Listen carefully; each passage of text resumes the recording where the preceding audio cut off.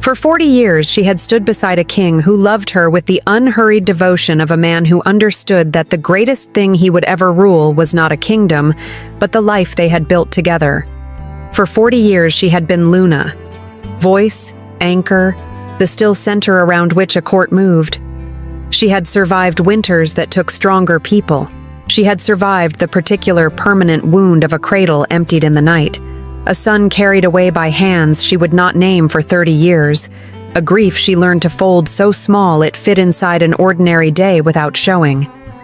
And then, quietly, mercifully in his sleep, the Alpha King Torbin was gone, his great hands folded over his chest as if he had simply decided at last to rest. And 3 hours later, before she had changed her shoes, before she had done anything except stand in the corridor outside his chamber and breathe, his brother came to her door with 4 guards and a smile she finally, fully understood. She was 80 years old. She was carrying 7 heirs to the throne. She had just lost the man who had been her home for 4 decades, and she was expelled from her own kingdom in court slippers. She walked north. Not because she had a plan. Because the north was away, and away was the only direction. And she did not know, walking through the dark on roads that smelled of frost and old pine, that she was walking toward the answer to a 30-year question. She did not know that a young woman would find her in a barn and change everything. She knew only the cold, the darkness, the 7 lives pressing warm against her ribs, and the quiet, unshakable certainty, wolf deep, bone deep, older than kingdoms, that she was not done yet. She was right. She had no idea how right she was. If you love intense wolf stories with destiny and twists, go ahead and subscribe to the channel right now. So subscribe and turn on notifications so you don't miss any chapters. And how about we get to know each other better? I'm Maggie Reed, the author of these stories, and you? Drop a comment below with your name and what city you're watching from. The straw beneath her feet was damp, and the cold had long since stopped bothering her. Elizabeth had walked through worse. She had survived a fever that the healers said might take her. But she proved them wrong, survived 30 years of a hollow ache in her chest where a mother's certainty had once lived. The quiet, unshakable knowing that her firstborn son was somewhere in this world, breathing, growing, perhaps even laughing at things she would never hear. She had survived all of it with her spine straight and her chin level. But tonight, for the first time in a very long while, Elizabeth was not sure her legs would carry her much further. She lowered herself onto a bale of hay near the far wall of the old barn, moving slowly, one hand pressed flat against the curve of her belly. Even through the thick wool of her traveling cloak, the plain one, grabbed in the dark because it was the nearest thing to hand, she could feel them. All 7, warm and restless, and entirely unaware of the chaos their existence had caused. One of the litter shifted against her ribs, and she exhaled through her nose, long and careful. Torbin, she thought, with a mix of wonder and exhaustion. 7 little ones, all ours. The thought of him cracked something open behind her sternum. She pressed her lips together and looked up at the ceiling, dark timber, cobwebs, a pale sliver of moonlight easing through a gap in the boards, and she did not cry. She had wept in the corridor outside Torbin's chamber when the healers told her he had passed gently in his sleep, surrounded by peace, his great silver-streaked hands folded over his chest as if he had simply decided to rest. She had cried on the road out of the eastern gate, walking alone in the gray hour before dawn with a bundle on her back and a kingdom's worth of silence behind her. She had used up her tears honestly and completely, and now there was nothing left but the cold, the straw, and the slow, rhythmic turning of 7 small lives that did not yet know their father was gone. Their kind, the wolf-blooded, the shifters of the old bloodlines, were not born walking upright. Wolf cubs came into the world as nature intended, small and furred, tumbling over each other in the warmth of the den, learning everything worth knowing through scent, long before they ever learned it through words. It was only at the ceremony of the first moon, held when a pup reached their 3rd year, beneath an open sky, with the elders singing the old invitation into the dark, that the shift was formally awakened. From that night forward, both forms belonged to them. The wolf was not replaced by the human shape. It was simply joined by something new, a voice, a pair of hands, the ability to sit at a table or sign a treaty or, in Torbin's case, rule a kingdom for 57 years with a steadiness that made other kings uneasy. Elizabeth had always loved both her forms with equal devotion. As a young woman, she had run the northern forests in her wolf shape until her paws knew every root and river bend by heart. As Luna, she had stood beside Torbin in the great hall and spoken with a calm authority that made grown alphas reconsider their positions mid-sentence. She had been both, always, the wolf and the woman, the mate and the queen. And for one brief, blazing year, she had also been a mother. Her firstborn had been a boy, a strong pup, darker furred than most, with a small white crescent mark just behind his left ear. The birthmark that ran through Torbin's bloodline like a signature written into the bone itself. She had called him Caius before he even had his ceremony, which was technically against tradition, and Torbin had pretended to disapprove while obviously loving the name immediately. They had been happy. For exactly 1 year and some months, they had been extraordinarily, embarrassingly happy. And then Caius was gone. No warning, no body, no explanation that satisfied. Only an empty cradle and a nursemaid who had been tricked into falling asleep. She woke unharmed hours later, remembering nothing, and the particular silence of an empty cradle that Elizabeth had never quite stopped hearing, somewhere in the back of her mind, for 30 long years. She closed her eyes now and breathed in the barn. Hay. Old timber. Somewhere outside, a night bird. And beneath all of it, faint but present, the cool green smell of the northern hills, wilder than home, less cultivated, carrying in its edges the faint mineral sharpness of distant streams. She had made it further than she'd expected, given the state of her feet. The state of her feet was, frankly, an embarrassment. She had been expelled from her own kingdom in court slippers. This was the detail that kept surfacing with an almost absurd indignity. Not boots, slippers. Because Edron had come for her 3 hours after Torbin's body was still warm, and she had not yet had the presence of mind to change her shoes. Edrin, Torbin's younger brother. The man who had stood at their mating ceremony 40 years ago with a smile so warm she had genuinely believed for years that he loved his brother. She understood now that what Edrin had loved was proximity to power, and that the two things had simply occupied the same space for a very long time. He had come to her chamber with 4 of the border guards, her border guards, wearing the kingdom's colors. And he had looked at her belly with an expression she would spend a long time trying to name. Not hatred exactly. Something colder. Calculation wearing the mask of disgust. "You will leave," he had said, quietly enough that the guards couldn't hear. "You will go north, and you will be kept away from the court. Do this, and everyone stays safe.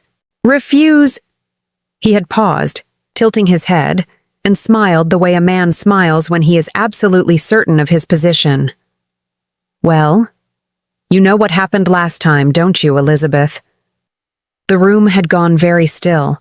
She had not moved, had not flinched, had not wept, had not reached for the ceremonial blade on Torbin's desk, though she absolutely could have reached it. She had simply looked at Edrin, this man she had known for 40 years, this man who had sat at her table and eaten her food and stood at her husband's shoulder at every major ceremony of their lives together. And then, with the particular clarity that arrives only when every other option has been stripped away, she understood. Caius. Edrin. It had been Edrin. All of it.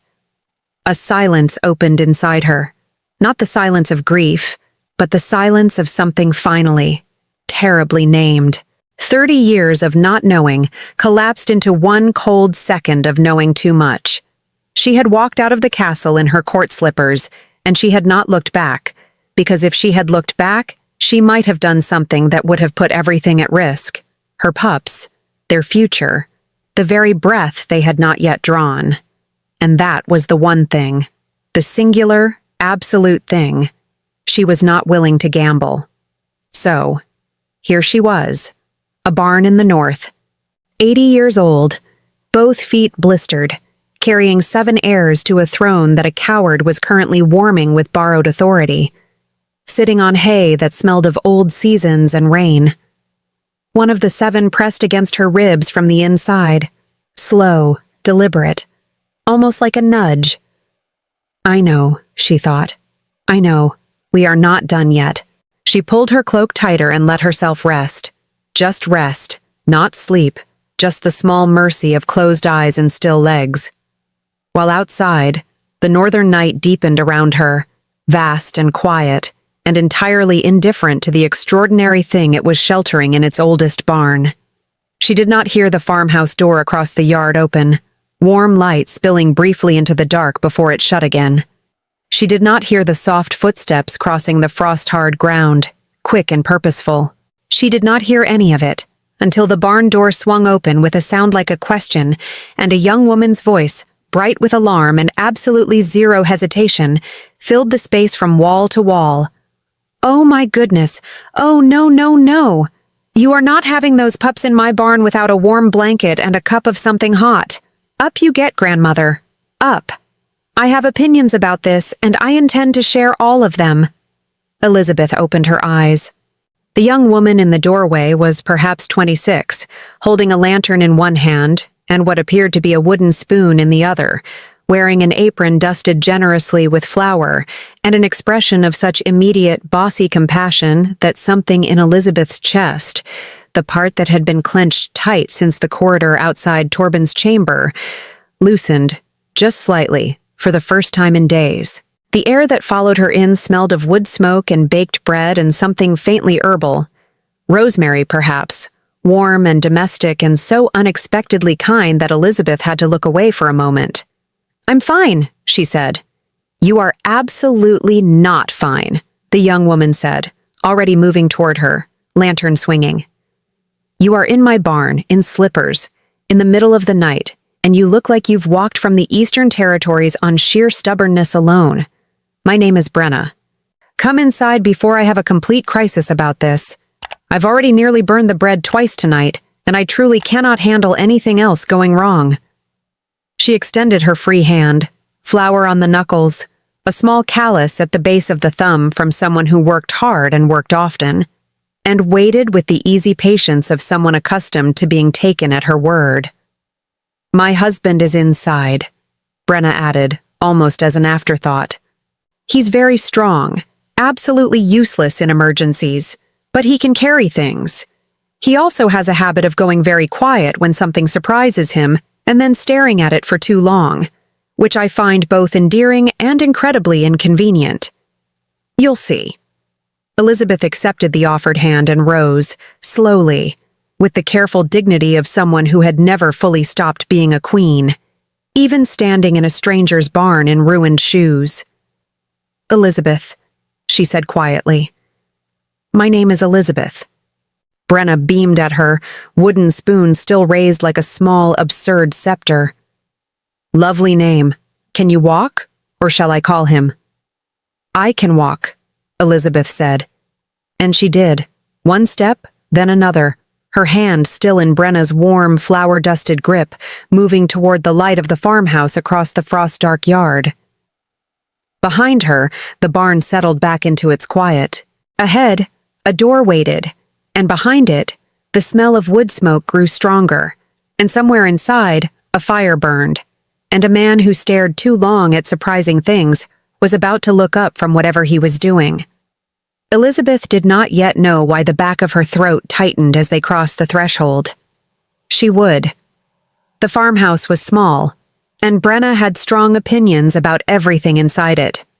This became clear within approximately 40 seconds of crossing the threshold. "Sit there." "No, not that chair. That one wobbles. Finn keeps saying he'll fix it and keeps absolutely not fixing it. Sit here. This one is solid. I tested it myself. Are you cold? You look cold. I'm going to make you tea. Actually, I'm going to make you soup. Do you have a preference? It doesn't matter. I'm making soup regardless. I just like to ask. Elizabeth sat in the indicated chair, solid as promised, and folded her hands over her belly and watched Brena move through her kitchen the way a river moves through a familiar valley. Quickly, confidently, and with occasional unexpected turns. The wooden spoon had been set down somewhere and replaced by a ladle. A pot appeared on the fire with a speed that suggested it had been waiting there all along, which it probably had. The kitchen smelled extraordinary. Bread cooling on a rack near the window, slightly darker on one side, evidence of the twice near burning Brena had mentioned, dried herbs hanging in small bundles from the low ceiling, thyme and rosemary, and something else Elizabeth couldn't immediately name. A fire that had been burning long enough to have opinions of its own.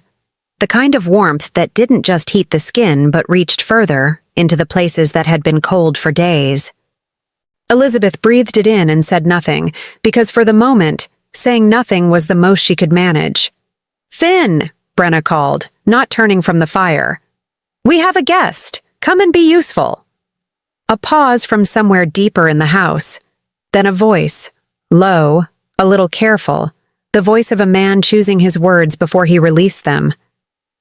"You said that about the dog last month. The dog was not a guest situation." "This is different from the dog situation," Brena said. "Entirely different. Come and see." Another pause, then footsteps, unhurried but present, and the interior door opened and a man stepped into the kitchen and stopped. He was perhaps 30, dark-haired, broad through the shoulders in the way of men who work with their hands, wearing the kind of tired that came from a long day honestly finished. His eyes, dark, steady, slightly too still for a face so young, moved from Brena to Elizabeth, and there they stayed. Brena had been entirely correct. He stared for too long. Elizabeth looked back at him with the patient calm she had spent decades perfecting, and something happened in her chest that she did not immediately have a name for. Something that was not quite recognition, because she had never seen this man before in her life. Something older than recognition. Something that lived below thought, in the part of her that was still, always, a wolf. "This is Elizabeth," Brena said cheerfully, ladling broth with the focused energy of someone completing a mission. "She was in our barn, in slippers. Don't make it strange." "I'm not making it strange," Finn said, still looking at Elizabeth. "You're doing the staring thing." "I'm not—" He stopped, appeared to consider. "I'll get more wood for the fire," he said, and went back through the door he had come from. Brena watched him go with the fond, mildly exasperated expression of a woman who had catalogued her husband's peculiarities and chosen to love them anyway. "He's not unfriendly," she said, setting a bowl of soup in front of Elizabeth with the quiet authority of someone who would not accept refusal. "He's just—" Finn takes a moment. "He always has. I've known him since we were young, and he has always needed approximately 3 times longer than everyone else to adjust to new information. It used to drive me mad. Now I find it rather endearing. Most of the time." "Most of the time," Elizabeth repeated. "There was an incident with a market in late autumn," Brena said gravely. "I'll tell you about it when you've finished your soup." Elizabeth looked down at the bowl. Thick broth, root vegetables, something dark and fragrant floating at the edges. Wild herbs, foraged rather than cultivated, the kind of thing someone learned from a grandmother or from the land itself. She lifted the spoon. It was, without question, the best thing she had tasted in weeks. She did not say this aloud, because she had the ingrained dignity of a woman who had hosted state dinners for 40 years and knew better than to appear easily impressed. But something in her expression must have shifted, because Brena, without turning from the fire, said, "I know," with a satisfaction that required no modesty whatsoever.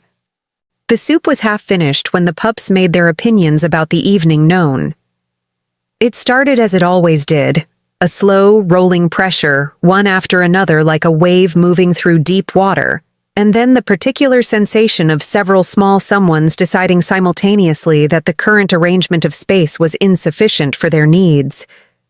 Elizabeth set down her spoon with great composure and pressed one hand flat against her side and breathed. Brena turned around.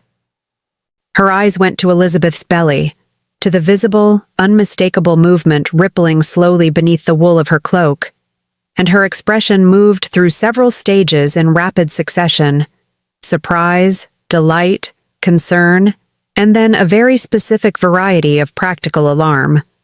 "Oh," she said. "They're fine," Elizabeth said. "They do this." "How many?" "7.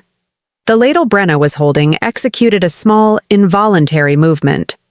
"7, she repeated. 7. Brena set the ladle down with great deliberateness. She pulled out the chair across from Elizabeth and sat in it. She looked at Elizabeth's belly for a moment with the focused expression of someone doing internal arithmetic. Then she looked at Elizabeth's face. "Right," she said. "You are staying here until they arrive. I'm not negotiating this." "You don't know anything about me," Elizabeth said, with the mild tone of someone pointing out a fact rather than objecting to a conclusion. "I know you were in my barn in slippers at midnight carrying 7 pups, and you've been too dignified to complain once since you walked through my door," Brena said. "That's enough. Finn." The interior door opened with a speed that suggested he had been closer than the wood supply would explain.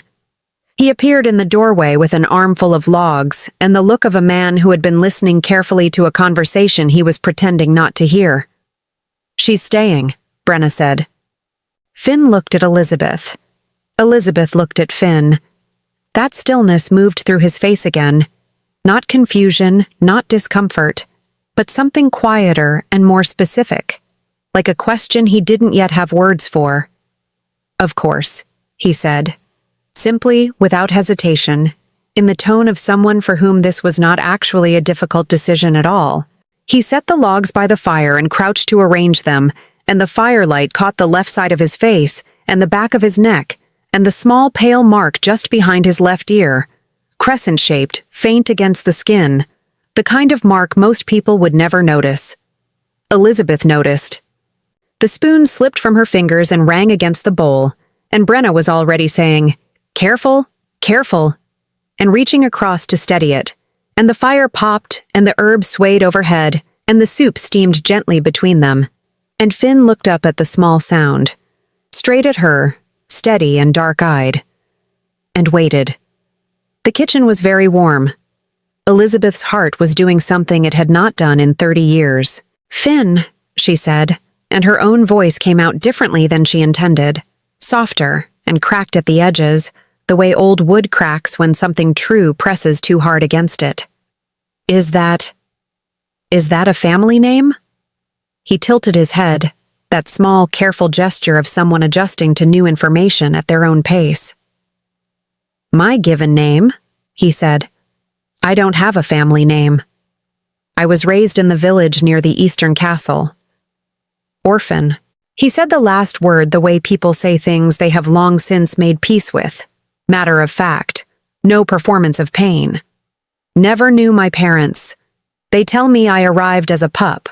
Very young. Smaller than usual. A little dark-furred. The woman who found me called me Finn because she said I looked like I was still trying to figure out where I was going." Brena smiled. "She wasn't wrong," she said fondly, and reached over and touched his arm briefly. The easy touch of a woman entirely certain of her welcome. Finn's mouth curved, quiet, private, the smile of someone who had found his where he was going eventually and knew it. And Elizabeth sat very still, with her hands flat on the table and the crescent mark burning in the corner of her vision, and 30 years pressing against the back of her sternum like a tide that had been waiting for exactly this moment to finally come in. She did not say anything. Not yet. There were things that could not be said over a bowl of soup, in a warm kitchen, on the first night. There were things that needed to be said in daylight, with room to breathe, with time for the ground to hold steady afterward. But in the deepest, oldest part of her, in the wolf that had never stopped knowing, something lifted its head and went very, very still. "Found you," it whispered, in a voice like the first green thing after winter. "Found you." Later, when Brena had made up the small back room with more blankets than any single person could reasonably require, "I'll add one more, the nights here are genuinely unreasonable," and Finn had brought in a pitcher of water and set it on the table beside the bed and looked at her once more with those two steady eyes before saying goodnight, Elizabeth lay in the dark and stared at the ceiling and listened to the farmhouse settle around her. Outside, the northern wind moved through the grass. Inside, somewhere down the hall, she could hear Brena and Finn speaking in low voices. Brena animated, Finn answering in shorter phrases, the familiar rhythm of two people who knew each other thoroughly and had stopped needing volume to be understood.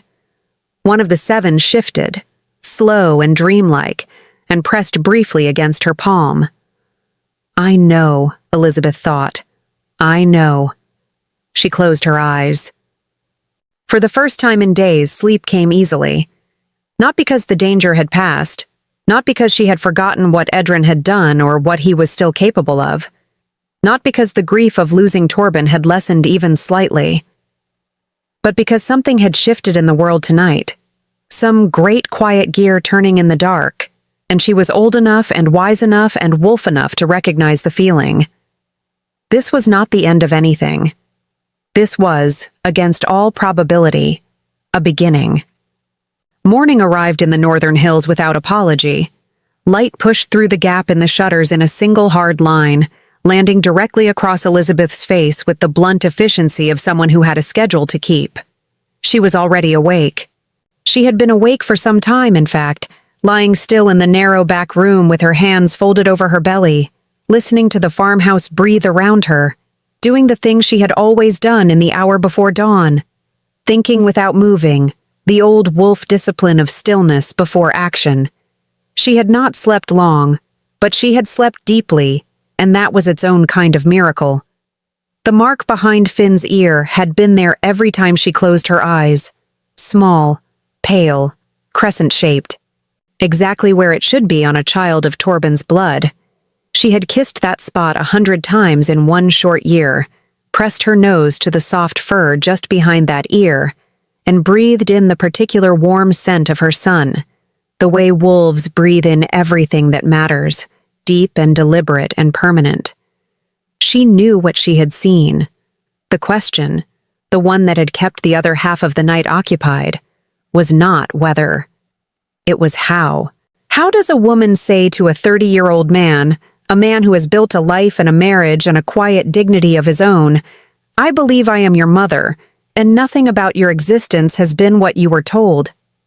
There was no graceful version of that sentence. She was still searching for a less ungraceful one when the kitchen erupted. It began with a crash. Then Brena's voice, sharp and bright. "That is not! Finn, do not let it—" Then a sound Elizabeth had not heard in 30 years but recognized immediately and completely, the way you recognize the particular quality of silence before a storm. The short, warning bark of a young wolf who was extremely unhappy about something. Elizabeth was out of bed and through the door before she had made a conscious decision to move. The kitchen was in a state of organized catastrophe. The bread rack had been knocked from the windowsill. A clay pot was rolling in a slow, self-important circle near the far wall.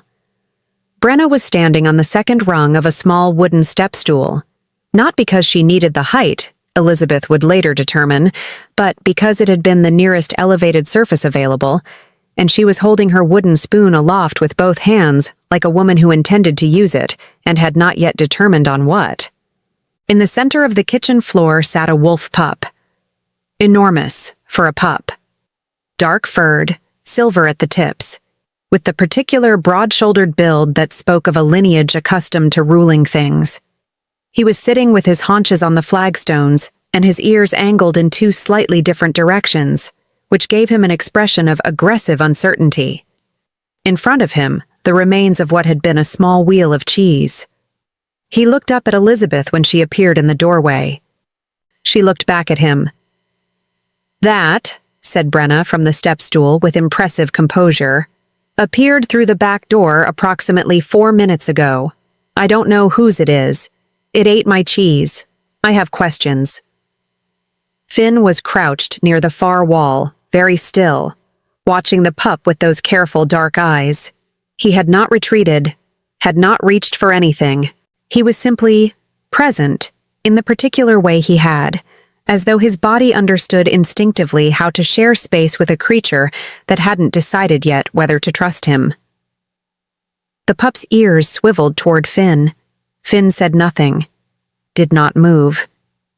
Just met the young wolf's gaze with a patience that was, Elizabeth thought, with the part of her mind still capable of noticing things past the sudden tight thunder of her heartbeat, extraordinary for someone who had supposedly been raised entirely among humans in a village orphanage.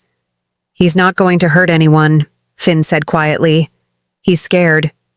"He ate an entire wheel of cheese," Brena said. "Scared animals don't commit to a project like that." "Scared animals absolutely commit to a project like that," Finn said. "Eating is comfort. He's young and he's lost, and he found something that smelled good." Elizabeth crossed the kitchen in 4 steps and crouched, slowly, carefully, with a small grunt of effort that she was not pleased about, in front of the pup. He was perhaps 8 months old enough to shift, young enough that he sometimes forgot to. His fur smelled of pine and cold water and something else beneath that, something mineral and ancient, the specific scent signature of a bloodline. She had not smelled that particular bloodline in decades. Her hands were steady. She was extremely proud of her hands for being steady. She held one out, palm up, in the old greeting, the wolfkin gesture that predated language, that every shifter child learned before they learned to speak. "I am not a threat. I know what you are. You are known here." The pup stared at her palm for a long moment. Then he leaned forward and pressed his nose to it, hard, the way young wolves greet pack elders. And the kitchen went very still. "Someone is looking for him," Elizabeth said. They were seated around the kitchen table, Brena with tea, Finn with his hands wrapped around a mug he hadn't drunk from, Elizabeth with her spine straight and her hands flat on the table in the unconscious posture of someone chairing a meeting they did not call. The pup had been fed the remaining scraps of last night's soup and was now asleep in front of the fire with the aggressive bonelessness of the extremely young and recently full. "He came from the east," Elizabeth continued. "His scent is old bloodline, not common. The kind of lineage that traces back to the founding territories." Brena looked at the sleeping pup, then at Elizabeth, then at Finn, then back at Elizabeth with the expression of a woman doing sums that were adding up to something much larger than she'd budgeted for. "You know a lot about wolf bloodlines," she said carefully. "I do," Elizabeth agreed, and did not elaborate. Another pause. "Elizabeth," Brena said, in the tone of someone who had been exercising tremendous patience and was approaching its outer limits with great dignity. "I fed you, I gave you my best blankets, I got off the step-stool, and I have not asked a single intrusive question since last night, which I want acknowledged because it represents an enormous personal effort. Who are you?" Finn's eyes came up from the table. That long, still look. Waiting. And here it was. The moment Elizabeth had spent the pre-dawn hours trying to find a graceful path around, and here it was regardless, arrived on its own schedule the way important things always did. She looked at Brena, warm, honest, flour-dusted Brena, who had walked into a barn with a wooden spoon and no hesitation, and offered everything she had to a stranger. And then she looked at Finn, who was looking back at her with those dark, steady eyes that were, without question, Torbin's eyes, wearing a 30-year-old face. "My name," she said carefully, "is Elizabeth of the Eastern Realm. I am, the Luna Queen of the Torbin line. My husband, King Torbin, died 9 days ago, She paused, letting that settle. I was expelled from my own kingdom by his brother Edin, who intends to claim the throne. The fire popped. Outside, the wind moved through the grass. Brena had both hands around her mug and was breathing with great deliberateness.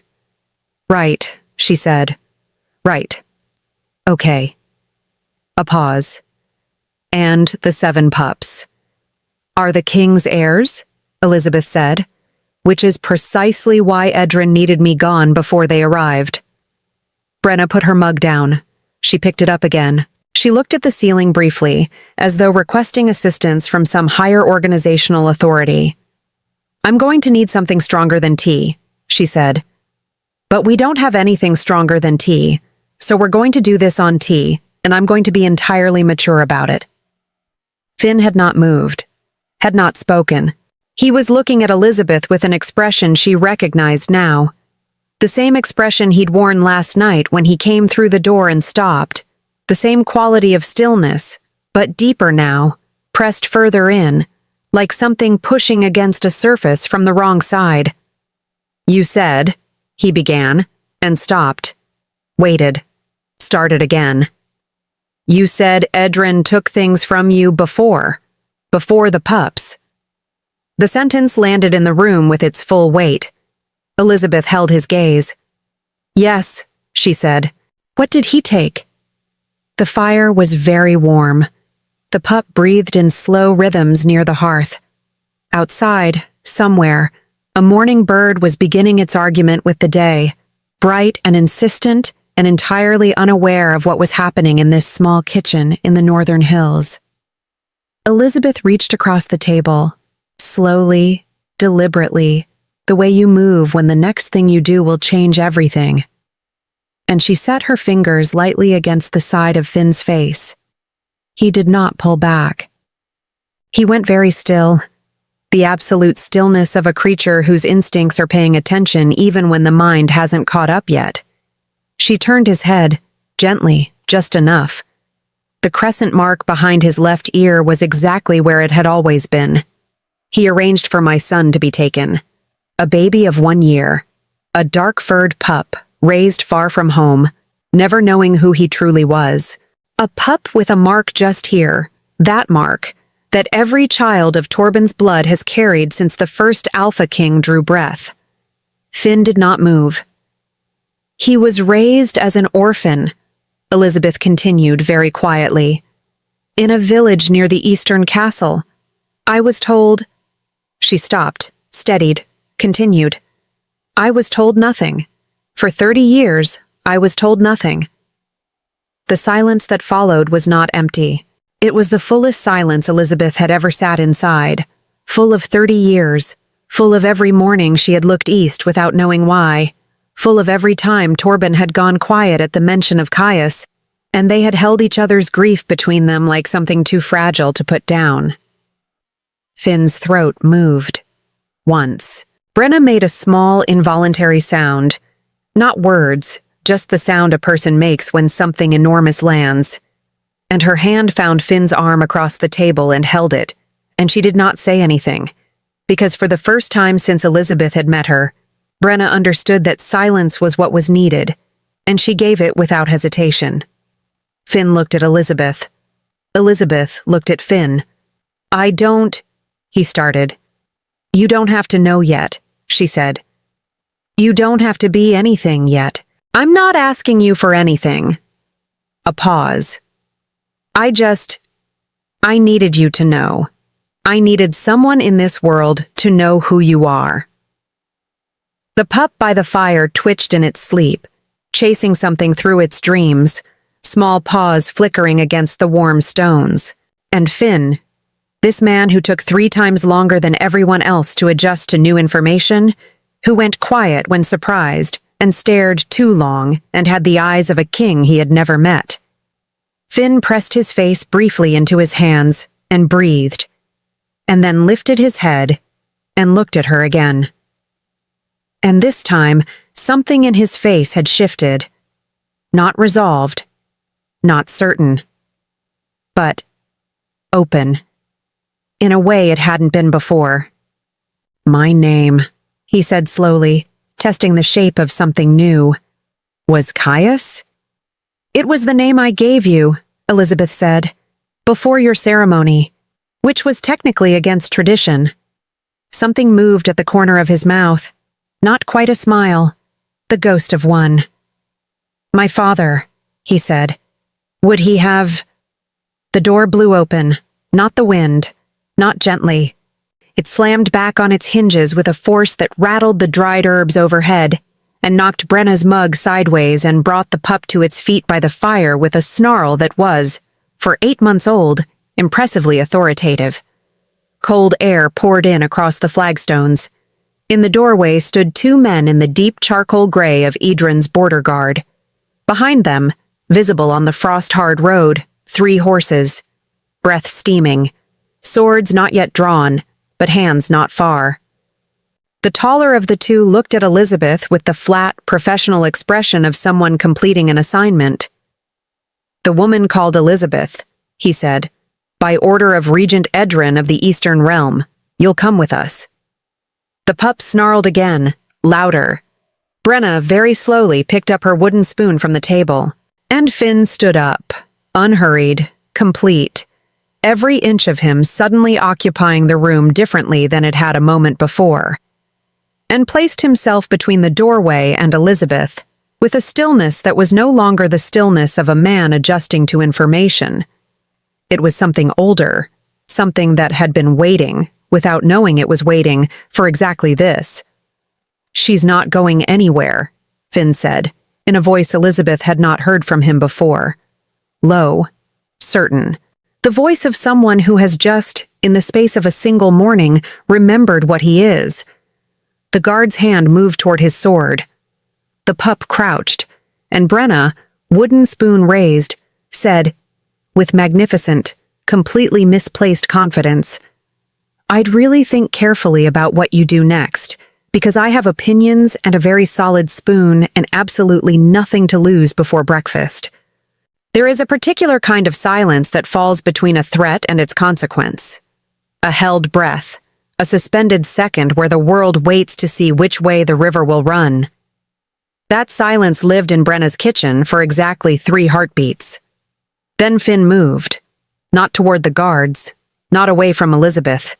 He simply expanded somehow, the way a fire expands when you open the flue, filling the available space with a heat and a presence that had not been there a moment before. He stood with his feet planted on the flagstones and his hands loose at his sides, and looked at the 2 men in the doorway with an expression so completely calm that it was, in its own way, more unnerving than fury would have been. The taller guard's hand was still near his sword. It stayed there, did not complete the motion. You have 2 choices, Finn said, in that low new voice that did not sound entirely like him, and yet sounded more like him than anything Elizabeth had heard from him before. You leave now, and no one in this house has cause to remember your faces. Or you don't leave, and we have a much longer conversation about what exactly you think you're doing on private land, in a kingdom that Edin does not yet govern, making demands of a woman who has done nothing except survive a very long walk in inadequate footwear. A pause. I'd recommend the first option, he added.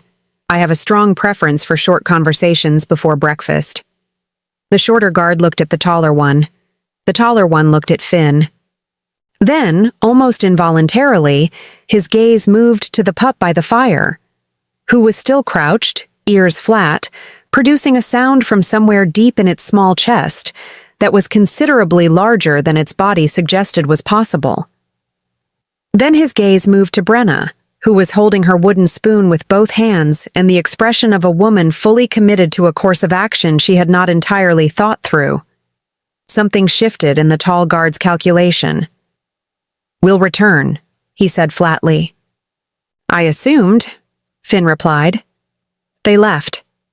The door swung shut behind them, and the sound of hooves on frost-hard ground faded north, and the kitchen exhaled. Brena lowered her spoon, looked at it, looked at Finn. I was going to use this, she said seriously. I know, Finn said. It's a very good spoon. It is an excellent spoon. He turned from the door, and the new quality in him, that deeper, older stillness, was already settling back into the familiar shape of the man she'd married, like water finding its level. But not entirely. Not completely. Something had surfaced this morning that was not going back down. He looked at Elizabeth. She looked back at him, with her hands folded over her belly and her spine straight, and the expression of a woman who had seen enough of the world to know that what just happened in this kitchen was only the beginning of something much larger. "They'll come back with more," she said. "Edin doesn't send 2 men unless he's already decided what to do if 2 men fail. How long do we have?" "A day. Perhaps less." Finn nodded slowly, in the way of someone filing information rather than reacting to it.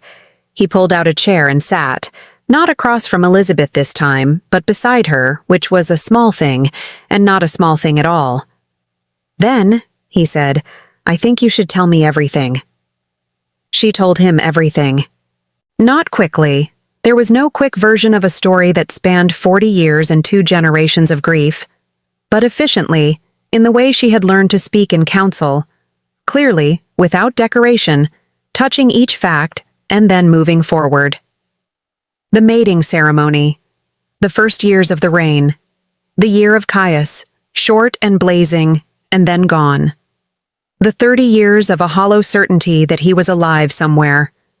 Torbin's illness, the pregnancy that had shocked every healer in the kingdom into a reverent and slightly panicked silence. Torbin's death, quiet and merciful, 8 days ago now. Edin at her door with 4 guards and the admission. Careless, confident, the admission of a man who believed the person he was confessing to would never be in a position to repeat it. That it had been him. All of it. The nursemaid. The cradle.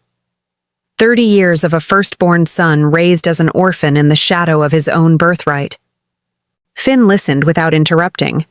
This was, Elizabeth was beginning to understand, simply how he was built. He absorbed things whole before he responded to them, turned them over completely before he spoke.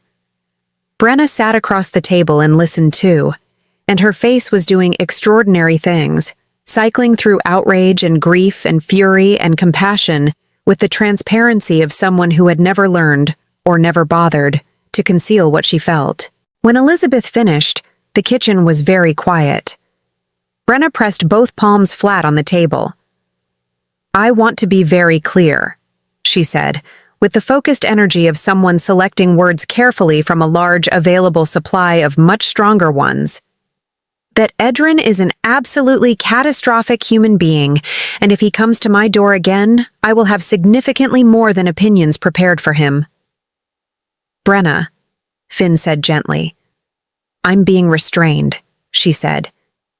"This is me being restrained." "You're welcome."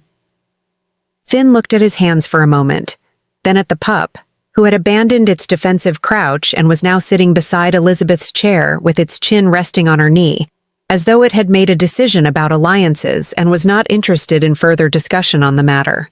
Then at the mark on the inside of his own wrist, a habit, Elizabeth had noticed, something he did without seeming to know he was doing it, touching a spot just below the heel of his hand as though checking for something. "I need to see it," he said quietly. "The birthmark. I've always known it was there, but I've never known what it meant. The woman who raised me in the village, she said it was nothing, a common mark." "There is nothing common about it," Elizabeth said. "It is the seal of the first moon, the mark of the Alpha bloodline that has not broken in 11 generations. Every heir of the Torbin line carries it, without exception." Finn turned his head. Elizabeth reached up as she had the night before, but this time he leaned into it slightly, the way the pup had pressed its nose into her palm, something instinctive moving faster than thought. Her fingers found the crescent mark behind his ear, and she let them rest there for just a moment, light as a question. "Your father," she said quietly, "touched this mark every single morning for the first year of your life. He said it was to make sure you were real." Finn's jaw moved. He looked away at the fire. He sounds... He stopped. He was, Elizabeth said simply. He absolutely was. A beat of silence, full and warm. Then Brena, because she was Brena, and the world did not stop requiring management simply because it was also being emotional, said, "Right. This is all extraordinarily significant, and I intend to feel all of it properly later tonight. But currently, we have a pressing logistical problem, which is that 2 of Edrin's guards know exactly where we are. And we have a Luna Queen, 7 unborn heirs, a foundling king, 1 very opinionated wolf pup, and 1 spoon between us and whatever comes next." She looked at Finn. "You know the northern passes better than anyone. We need a plan." Finn was quiet for a moment. Then, slowly, the corner of his mouth moved. "There is someone," he said, "in the Highlands. About half a day's walk north. An elder. She's lived alone up there for as long as anyone can remember. The village people call her the Thorn Witch. She knows the old laws. She knows things about the bloodlines that no one else remembers." "You trust her?" Elizabeth asked. "I trust that she has never once in 30 years given anyone in the village a reason not to trust her." A pause. "She also made me soup once when I was 12, and it was significantly better than anyone else's soup, so my instincts are favorable." Brena looked deeply offended. "Better than mine?" "Different than yours." "That's a diplomatic non-answer." "It's the only answer I'm giving before you pack us a bag." Brena stood up with the energy of someone who had been waiting for a task and was extremely ready to execute it. Fine, I'll pack. But I want it noted that I am doing this under protest regarding the soup commentary, and we will revisit this." She was already moving, already opening the cupboard, already pulling things down with efficient purpose. "How much food for how many of us, including the pup?" "Pack for 4, Finn said, "and pack for difficult terrain."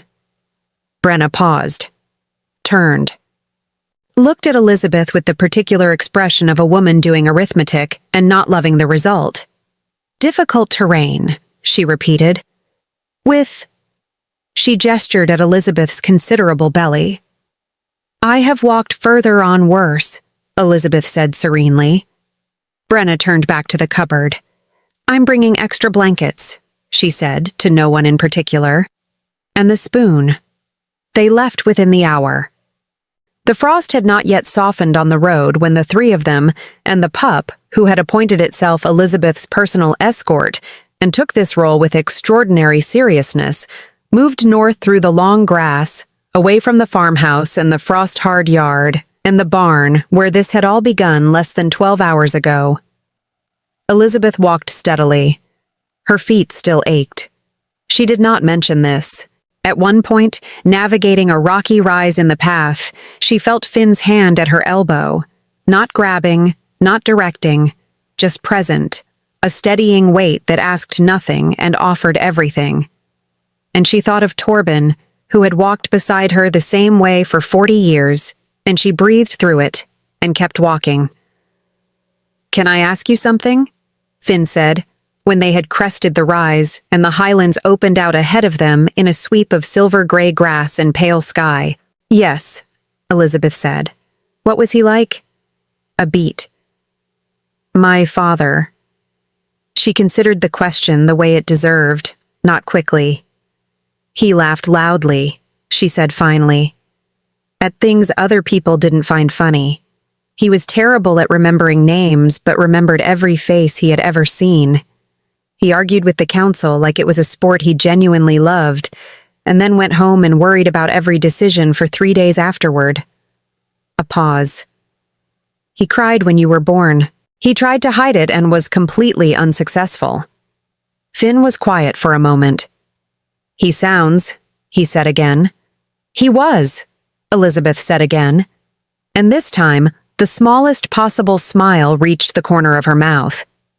He absolutely was. Behind them, Brena was explaining to the pup, who had paused to investigate something in the grass, that they did not have time for distractions, and that whatever that smell was, it was not worth the delay.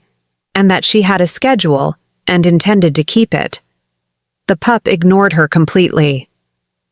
Also very much like someone else I've met recently, Elizabeth said quietly, more to herself than to Finn. Finn looked at her sidelong. The stubbornness, she clarified, is hereditary.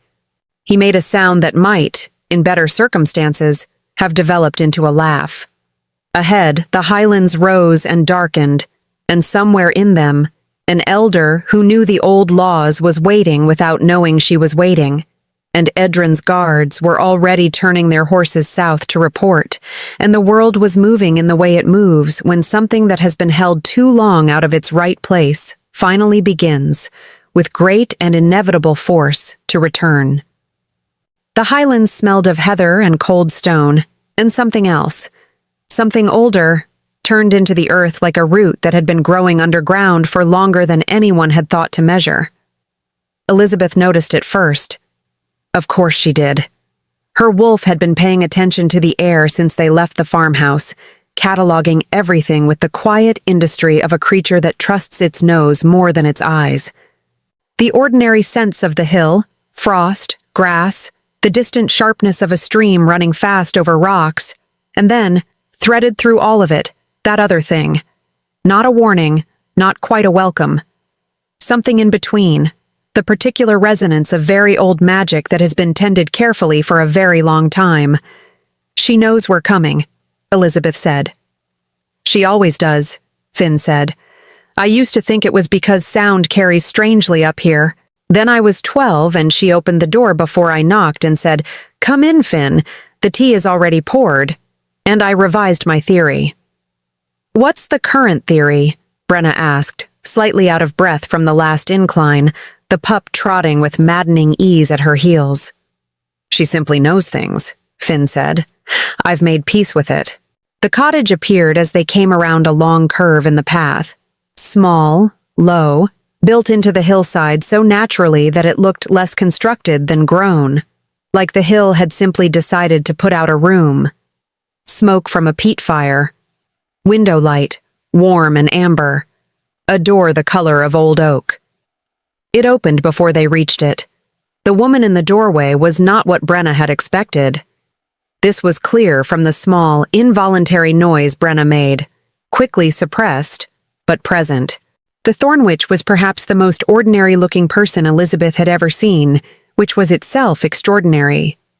Medium height, white hair braided simply back, a face that had been lived in thoroughly and without apology, with eyes the color of deep, still water that held, when they landed on you, the particular quality of attention that made you feel simultaneously seen and slightly audited.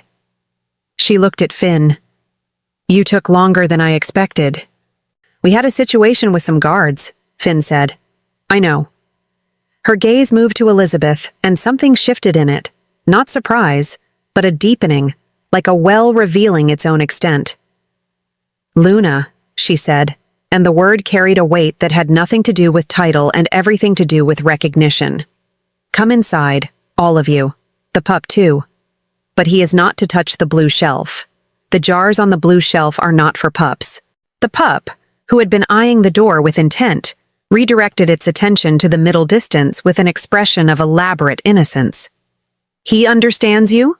Brena asked.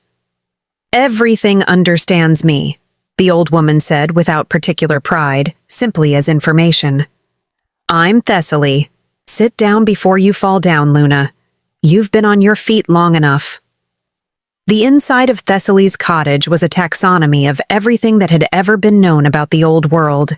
Bundles of dried plants in quantities that suggested serious intent. Jars of things in colors that had no business existing in nature. Books stacked with the comfortable disorder of things consulted often and replaced hastily. A table worn smooth by decades of use, surrounded by 4 mismatched chairs that appeared somehow to have been expecting exactly 4 visitors. Elizabeth sat. The relief of sitting was profound, and she allowed herself to feel it privately without showing it on her face. Tea arrived on the table by a process Brena watched very carefully, and then decided not to ask about. Thessaly sat across from Elizabeth and looked at her steadily, and Elizabeth looked back.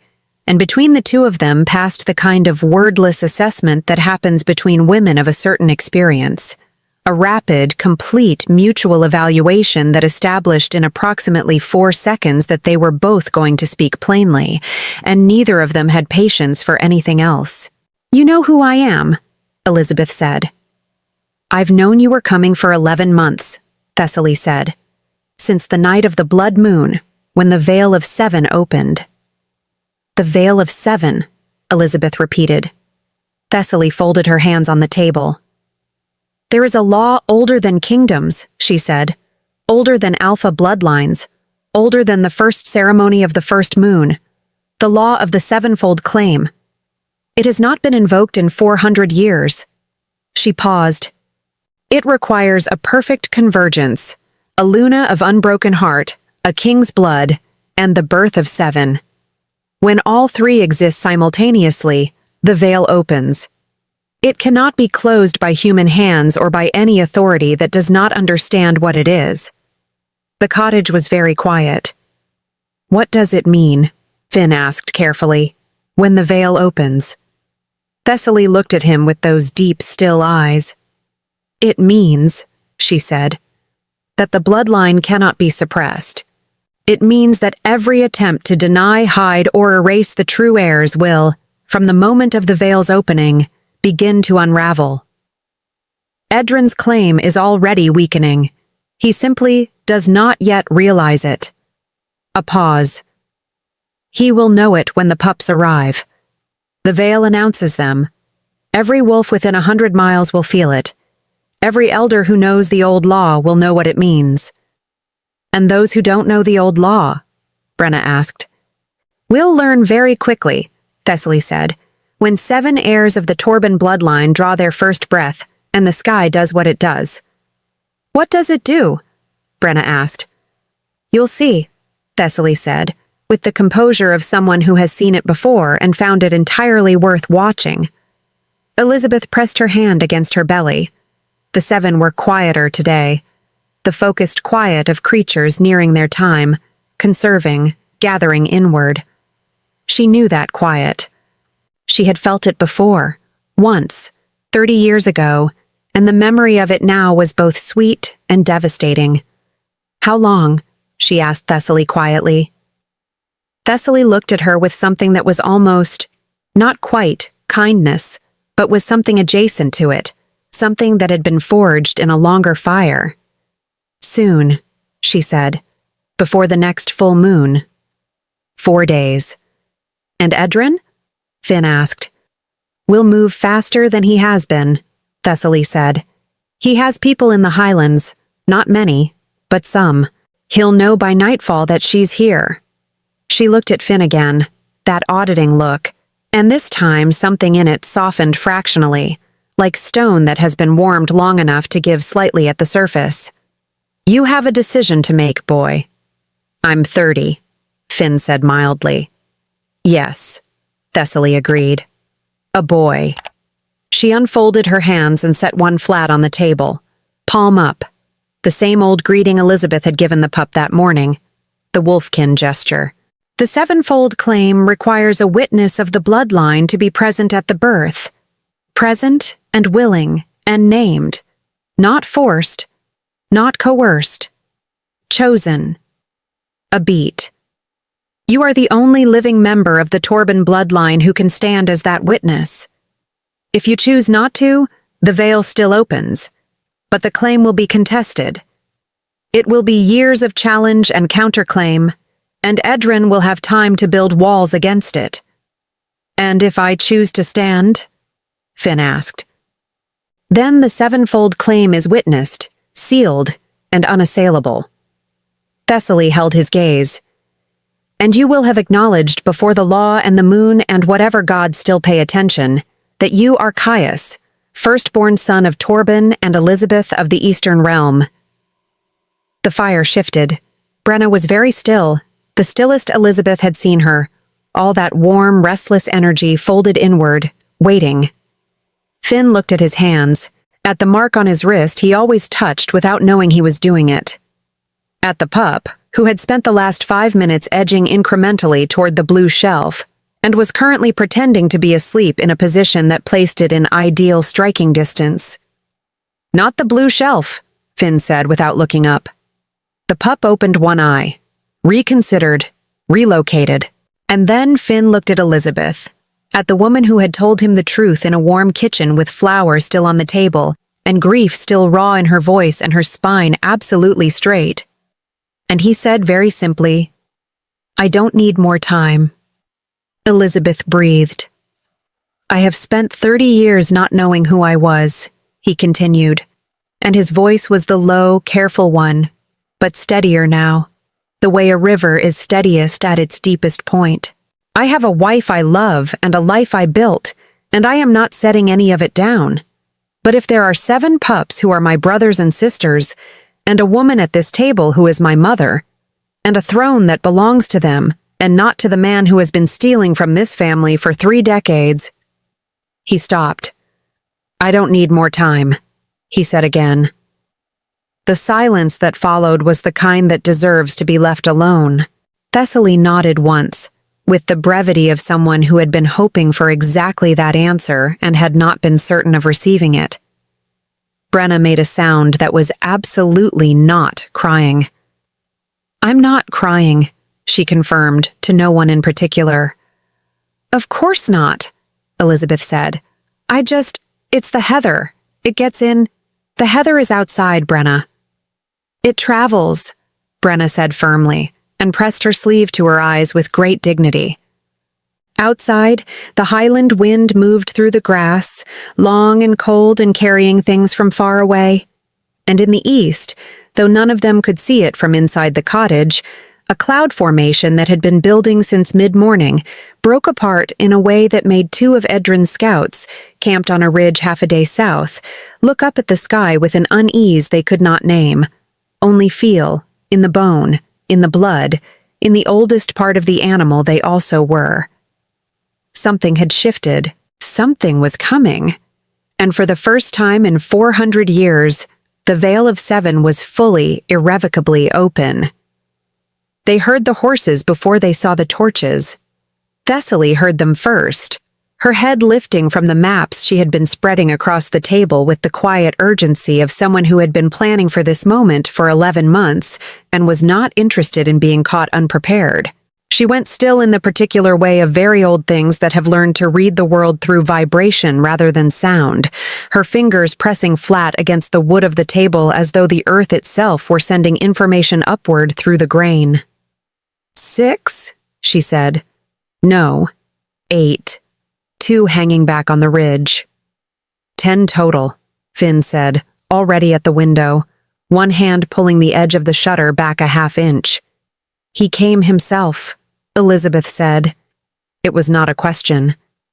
She could feel it, not through magic, not through any law older than kingdoms, but through 40 years of knowing Edrin's particular quality of presence, the way you know a bad weather system by the specific pressure it puts on the air before it arrives. He had always made rooms feel smaller. He had always carried with him the atmosphere of a man counting things that did not belong to him. Finn turned from the window. His face was controlled, but his eyes were doing the thing, that deep, gathering stillness that was no longer merely patience and had not been since the morning in the kitchen. "There's a passage," he said, looking at Thessaly. "The old shepherd's cut, northeast of the ridge. I used it as a boy. If we move now—" "She cannot run," Thessaly said, without cruelty, looking at Elizabeth. "Not tonight." The words landed in the room with their full weight. Elizabeth did not flinch from them. She knew. She had known since mid-afternoon, when the particular deep pressure had begun. Not pain, not yet. But the body's first long exhalation of preparation, the internal tide beginning its irreversible turn. She had said nothing because there had been other things to do, and she was not in the habit of announcing difficulty until it became unavoidable. It had become unavoidable. "Elizabeth," Brena said from across the room in a voice stripped entirely of its usual brightness. Just her name. Just that. I'm all right, Elizabeth said. You are not all right, you are... Brena stopped, crossed the room in 4 steps, took Elizabeth's hand without asking. Tell me what you need. Time, Elizabeth said quietly. Which we don't have. Outside, the sound of hooves slowed, stopped. The torchlight through the shutter gaps painted moving amber lines across the cottage walls. Then a voice. And yes, there it was, exactly as she had known it would be. Edrin's voice, carrying the particular practiced ease of a man who had spent decades learning to sound like he owned every room he walked into. I know you're in there, Elizabeth. I know the boy is with you. A pause, calculated for effect. I'm not here for trouble. I'm here to offer terms. He's here for trouble, Brena said very quietly. Deeply, Finn agreed. Thessaly was already moving, not toward the door, but to the far wall, her hands finding jars and bundles with the efficiency of long practice, assembling something on the table with a focus that did not invite interruption. The pup had positioned itself at the base of the door with its ears flat and its hackles raised in a ridge from neck to tail, producing that deep, chest-borne sound again, the one that was too large for its body. Finn looked at Elizabeth. I'm going to go out. You are not, Elizabeth said. He doesn't know what I know, Finn said. He doesn't know I've spoken with Thessaly. He doesn't know about the 7-fold claim, or what I've agreed to, or that the veil is already open. He thinks I'm a farmer who found a stray woman in his barn. A beat. That's an advantage. Let me use it. The logic was sound. She hated that the logic was sound. Brena stays with me, Elizabeth said. Obviously, Brena said, squeezing her hand. You do not engage him on the question of his authority over the kingdom, Elizabeth continued, looking at Finn. Not tonight, not here, not without witnesses and the formal invocation. I understand. Finn. Her voice came out differently on his name, not the Luna's voice, not the Queen's voice. Something older, something that had been waiting 30 years for a reason to exist. Be careful. He looked at her for a moment with those dark Torbin eyes, and something moved across his face, quick, warm, gone before it could be named. I will, he said, and then so quietly she almost missed it. I'll come back. He went out. Edrin was exactly as she had imagined. Finn had seen him twice before from a distance, at regional gatherings where the Eastern delegation passed through the Highland territories, and had found him entirely forgettable.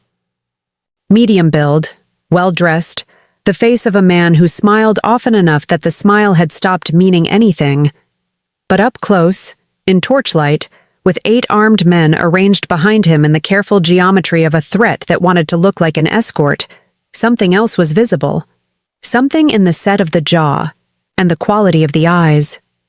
Intelligent, restless, the eyes of someone doing constant arithmetic about who in any given room was a problem, and what kind of problem they were. Those eyes assessed Finn now with rapid, professional efficiency. You're the farmer, Edrin said. Not an insult, just a categorization. I'm the man whose door you're standing outside at night with armed company, Finn said pleasantly. Those are both true things. Something flickered in Edrin's expression. Recalibration. He had expected, Finn suspected, someone easier to wrong foot. The woman inside is a guest, Finn said. An elderly woman I found in need of shelter. I'd expect most men to consider that a simple act of hospitality, rather than a matter requiring armed response. The woman inside, Edrin said again, with the patience of someone choosing not to be redirected, is carrying property of the Eastern realm. The word property landed in the cold air between them. Finn was quiet for a moment. The Highland wind moved through the grass. Behind Edrin, one of the horses shifted and stamped, breath steaming in the dark. She mentioned you might put it that way, Finn said. Did she? She also mentioned, Finn continued conversationally, that you have a habit of taking things that don't belong to you, that you've been doing it for 30 years, That you're very good at it. He held Edrin's gaze. And that you're not used to anyone being in a position to say so. The atmosphere between them changed. Not dramatically. Edin was too controlled for drama, but perceptibly, the way temperature changes when a cloud moves over the sun. Careful, Edin said softly. You don't know what you're involved in, farmer. I'm learning quickly, Finn said. Inside the cottage, Elizabeth closed her eyes and breathed through the deepening pressure, and listened to her son stand in the dark in front of the man who had stolen 30 years from both of them and hold his ground without flinching. And she thought, Torbin, you should hear him. You should be here to hear him. The grief and the pride arrived together, which was, she supposed, how it would always be. I'll offer you this once, Edin said outside. Step away from your door. Let my men in.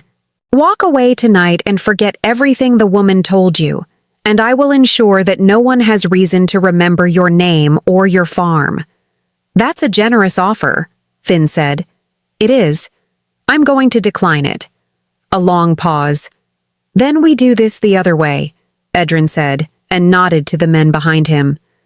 What happened next lasted 4 minutes and felt like 40. The first 2 guards moved toward the door and found Finn not retreating, which appeared to genuinely surprise them.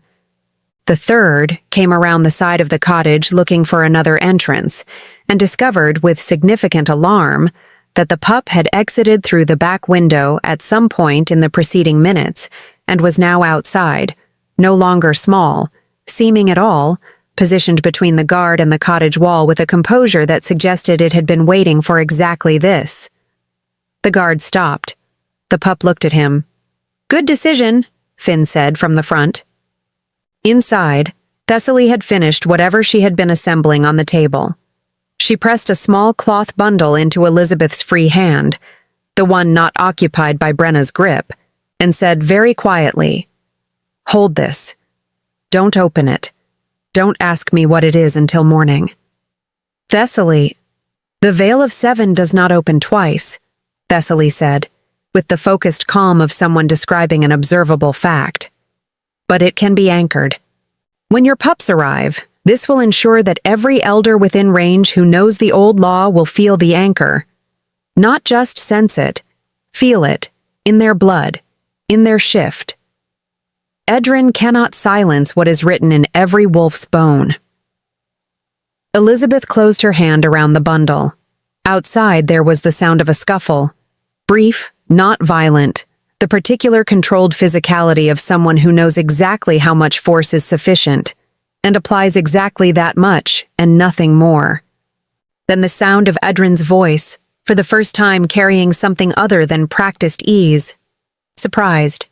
Just slightly. Just enough. What are you? And then, who are you? Finn's answer, when it came, was quiet enough that the wind nearly took it. But Elizabeth heard it. She was a wolf, and her son's voice had been imprinted somewhere below hearing, somewhere in the bone, for 30 years. My name, Finn said, is Caius, first of the Torbin line, and you are standing on land that has given shelter to the Luna Queen, who carries the 7 heirs to the throne you are currently borrowing. A pause. I'd like it back. The silence that followed was the loudest thing Elizabeth had ever heard. And then, beneath her hands, beneath the wool, beneath everything, the 7 moved. All of them. Together. Not their usual restless shifting, but something coordinated, deliberate, a collective turning toward the world outside as though they had been listening, and had decided, unanimously, that now was the moment to make their intentions known.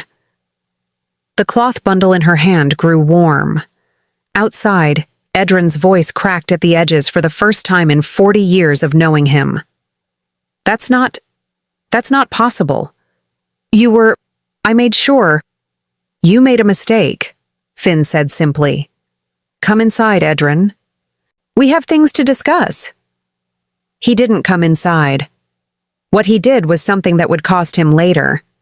The decision of a man whose plan has just collapsed and who reacts with the thing he has always used when strategy fails: force without elegance. He gave an order, short and sharp, and 2 guards stepped forward, but they did not complete their movement.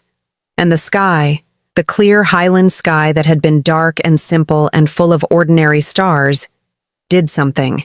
It wasn't lightning. It wasn't thunder. It was older than both. A pulse of silver light, low on the horizon, spreading outward from the north like a slow breath, and with it a sound not quite a sound, more a resonance, felt in the jaw, in the chest, in the oldest animal part of the brain, that swept across the hills and the valleys and the sleeping villages below, and touched every wolf within 100 miles in the blood. The Veil of Seven, fully anchored.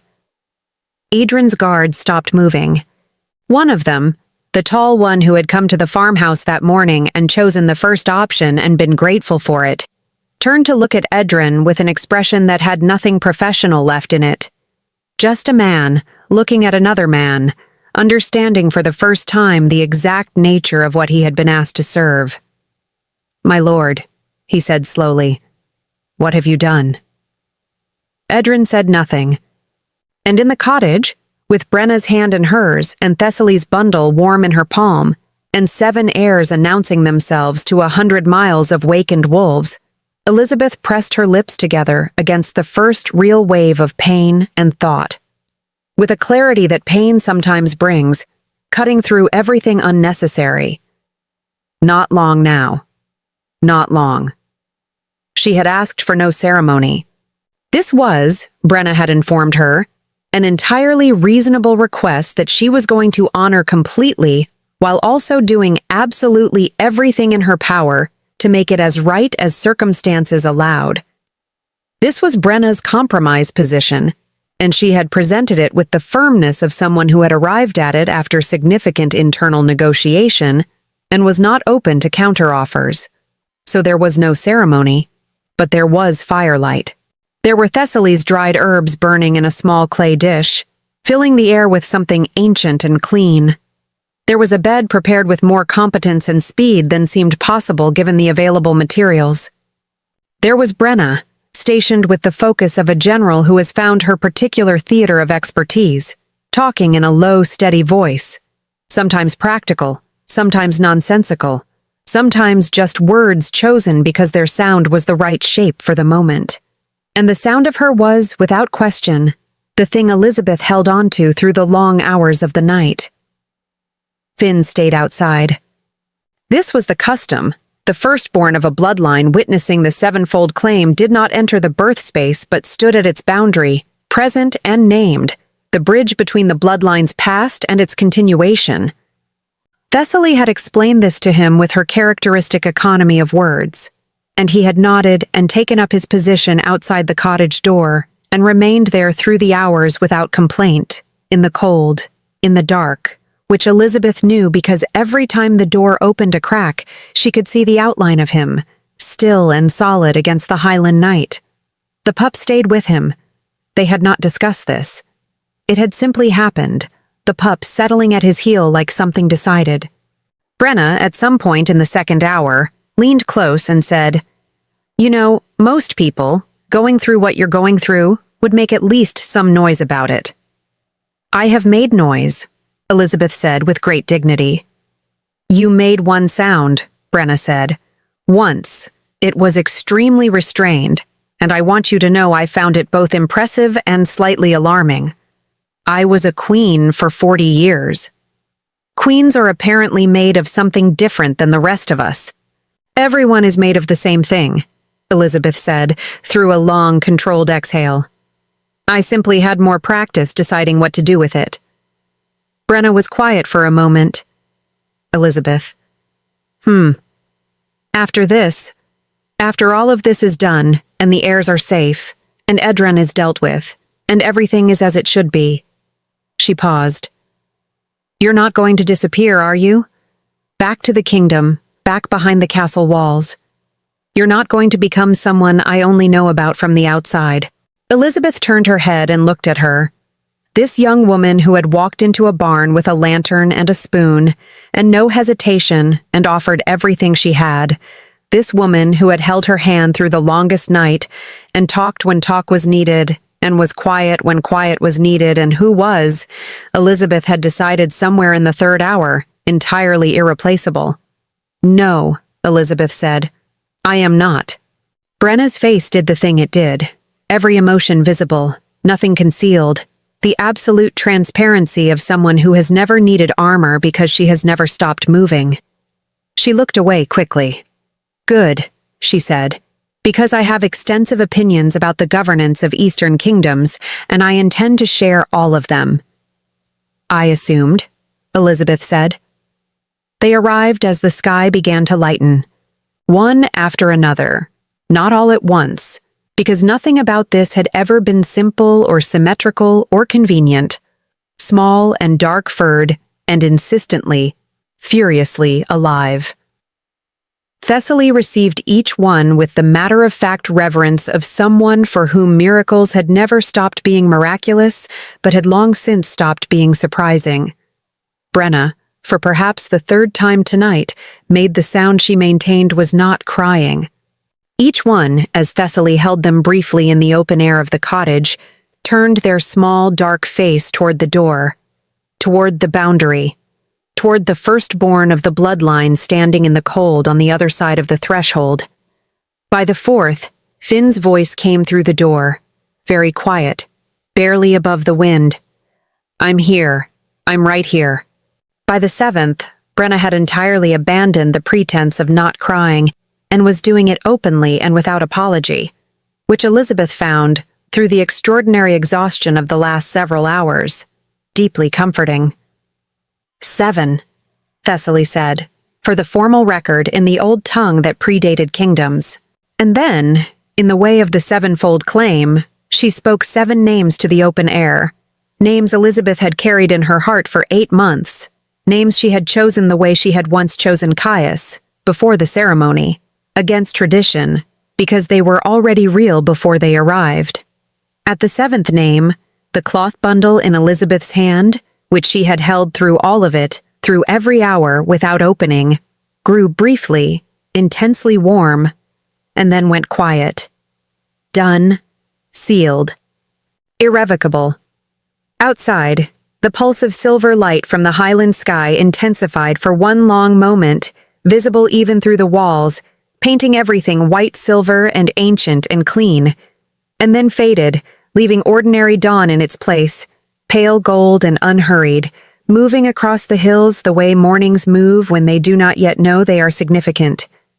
The door opened, Finn stepped inside, and he stopped, and he stood at the edge of the room with the expression of a man absorbing something too large to fit inside normal human capacity, which was the correct response, because it was too large.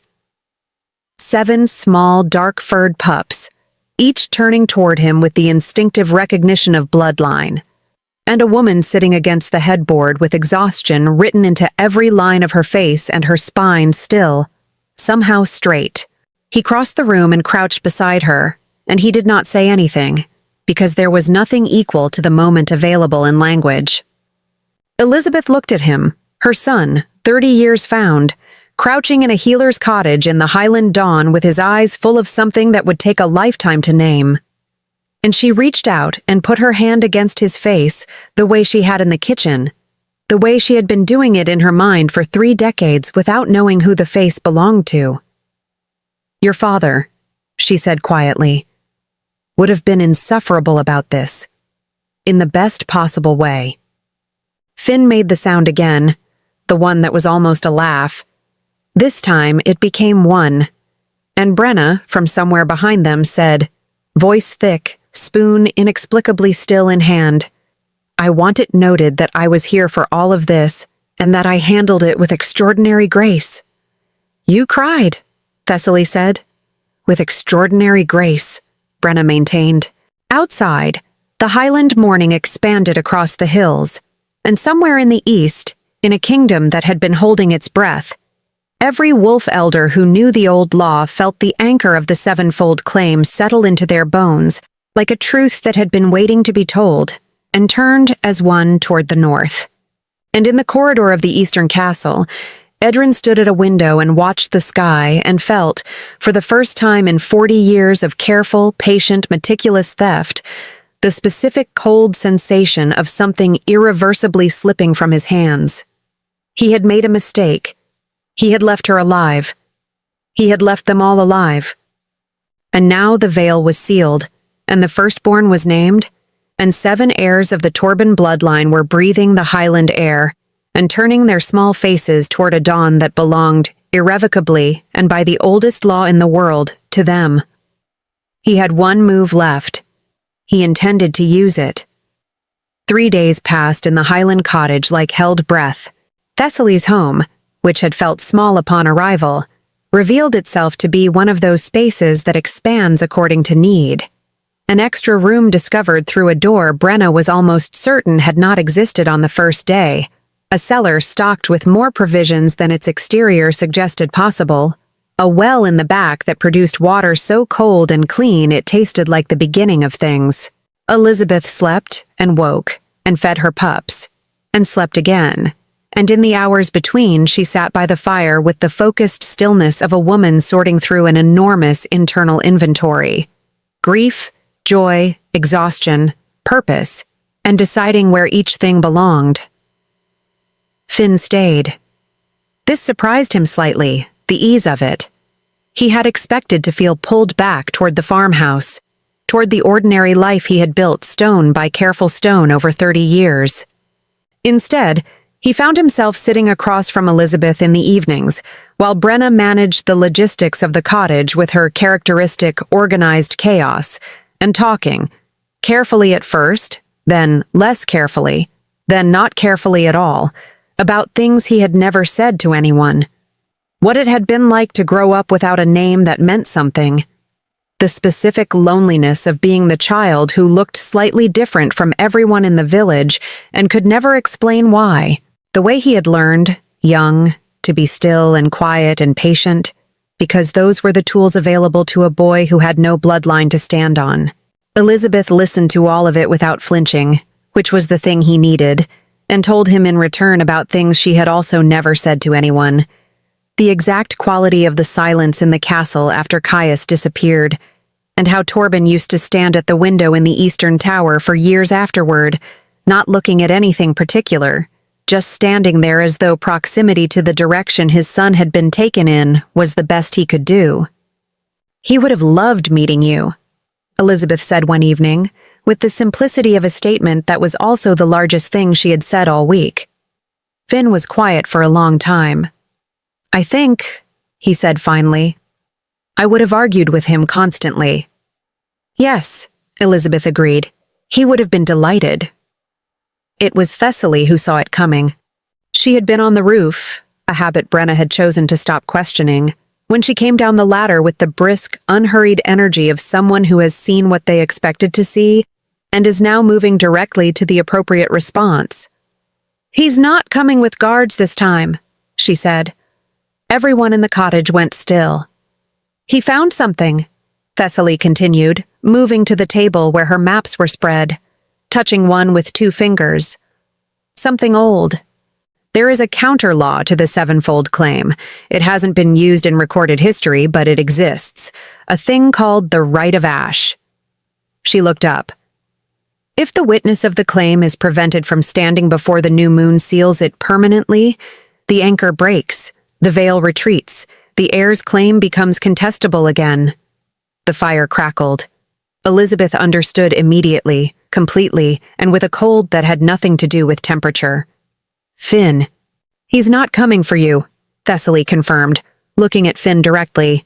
"He intends to challenge the firstborn's claim before the new moon." Finn received this information in his characteristic way, absorbing it fully before responding, turning it completely over. Then he looked at Elizabeth and said, with the particular quiet that was no longer patience, but something forged, "How long until the new moon seals it?" "Dawn tomorrow," Thessaly said. "He knows this. He will come tonight." "How many?" "Not many. This is not a show of force. He can't afford one, not now that the elders know. This is a surgical move. 3, perhaps 4. And Edin himself, because he won't trust this to anyone else. Brena set down the cup she was holding with a precise, controlled movement. Right, she said. Right. So we need a plan that keeps Finn alive until dawn, keeps Elizabeth and the pup safe, and ideally ends with Edin in a position where he cannot do this again. She looked around the room. I'm open to suggestions. I have the spoon, but I acknowledge it has limitations. I have something better than a spoon, Thessaly said, and opened the cellar door. What Thessaly kept in her cellar was not weapons, it was letters. 40 years of them, Elizabeth discovered. Correspondence with every wolf elder in the known territories, carefully preserved, written in the old script. Documentation. Testimony. Records that Thessaly had been quietly, methodically assembling for decades, because she had known, in the way she knew most things, that this accounting would eventually be required. I have been waiting, Thessaly said simply, setting the bound collection on the table, for the right moment to present this to the right person. She looked at Elizabeth. The moment is now. The person is you. Elizabeth pressed her hand flat on the topmost letter and felt, beneath the parchment, 40 years of patient, relentless truth-keeping. Her throat tightened once, briefly. She allowed it. The elders need to see this tonight, Finn said, before Edin moves. 2 of them are already riding north, Thessaly said. They felt the veil seal 3 days ago, and they know what it means. They'll arrive by midnight. And if Edin arrives before midnight? Thessaly looked at him steadily. Then you hold. Edin came at the 2nd hour of the night, as predicted. 4 men, as predicted. And himself, on foot, which surprised Finn until he understood it. Horses made noise, and Edin had spent 40 years understanding that silence was its own kind of power. He came through the back of the cottage rather than the front, which was clever, and would have worked on a different night, with a different set of inhabitants. But Thessaly had no back entrance that she had not already accounted for, and the pup, who had been sleeping with one ear technically open since sunset, was at the gap in the stones before any of the 4 men reached it, solid and alert and considerably larger than anyone who had not seen him 3 days ago would have expected. The men stopped. Edin did not.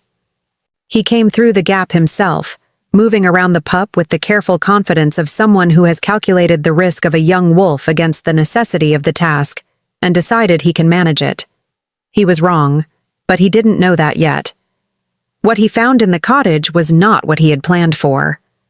Elizabeth, seated at the table, with her spine straight and her hands folded over the letters, and her 7 pups asleep in the makeshift beds Brena had constructed with militant competence. Brena, standing to the left with an expression that had moved some distance past opinions into something considerably more focused. Thessaly, in her chair by the fire, watching Edin with the expression of a woman watching an event she has long anticipated and finds somewhat less interesting than the outcome that follows it. And Finn standing at the center of the room, directly in front of his mother, with the absolute stillness of the Alpha bloodline's oldest instinct, awake and fully present in every line of him.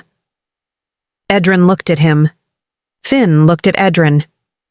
For the first time, with Finn standing in firelight at his full height with the crescent mark visible and the veil's resonance still humming in the bones of anyone with wolf blood in the room. For the first time, Edin looked at the man he had taken from his cradle 30 years ago and knew him. The recognition moved across his face like a wave hitting rock. You have no idea, Edin said, and his voice was different now, stripped of its practiced ease, carrying something raw beneath it. Not remorse, not exactly, but the particular weight of a man who has been carrying a large, heavy thing for a very long time and is too exhausted to pretend otherwise. How careful I was. How many times I made sure.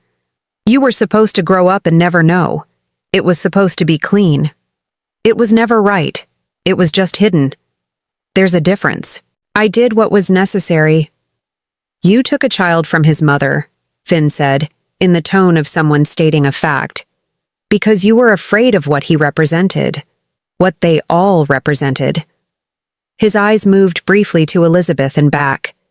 You've been afraid for 40 years. That's an exhausting way to live. Something moved in Edrin's face. Not softening.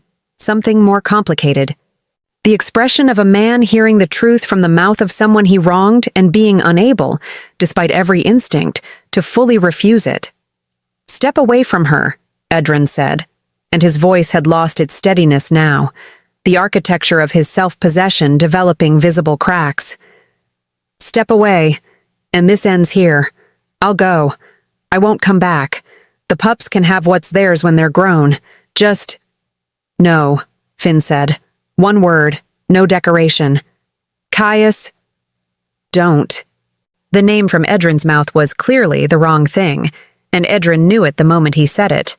You don't get to use that name. The door opened.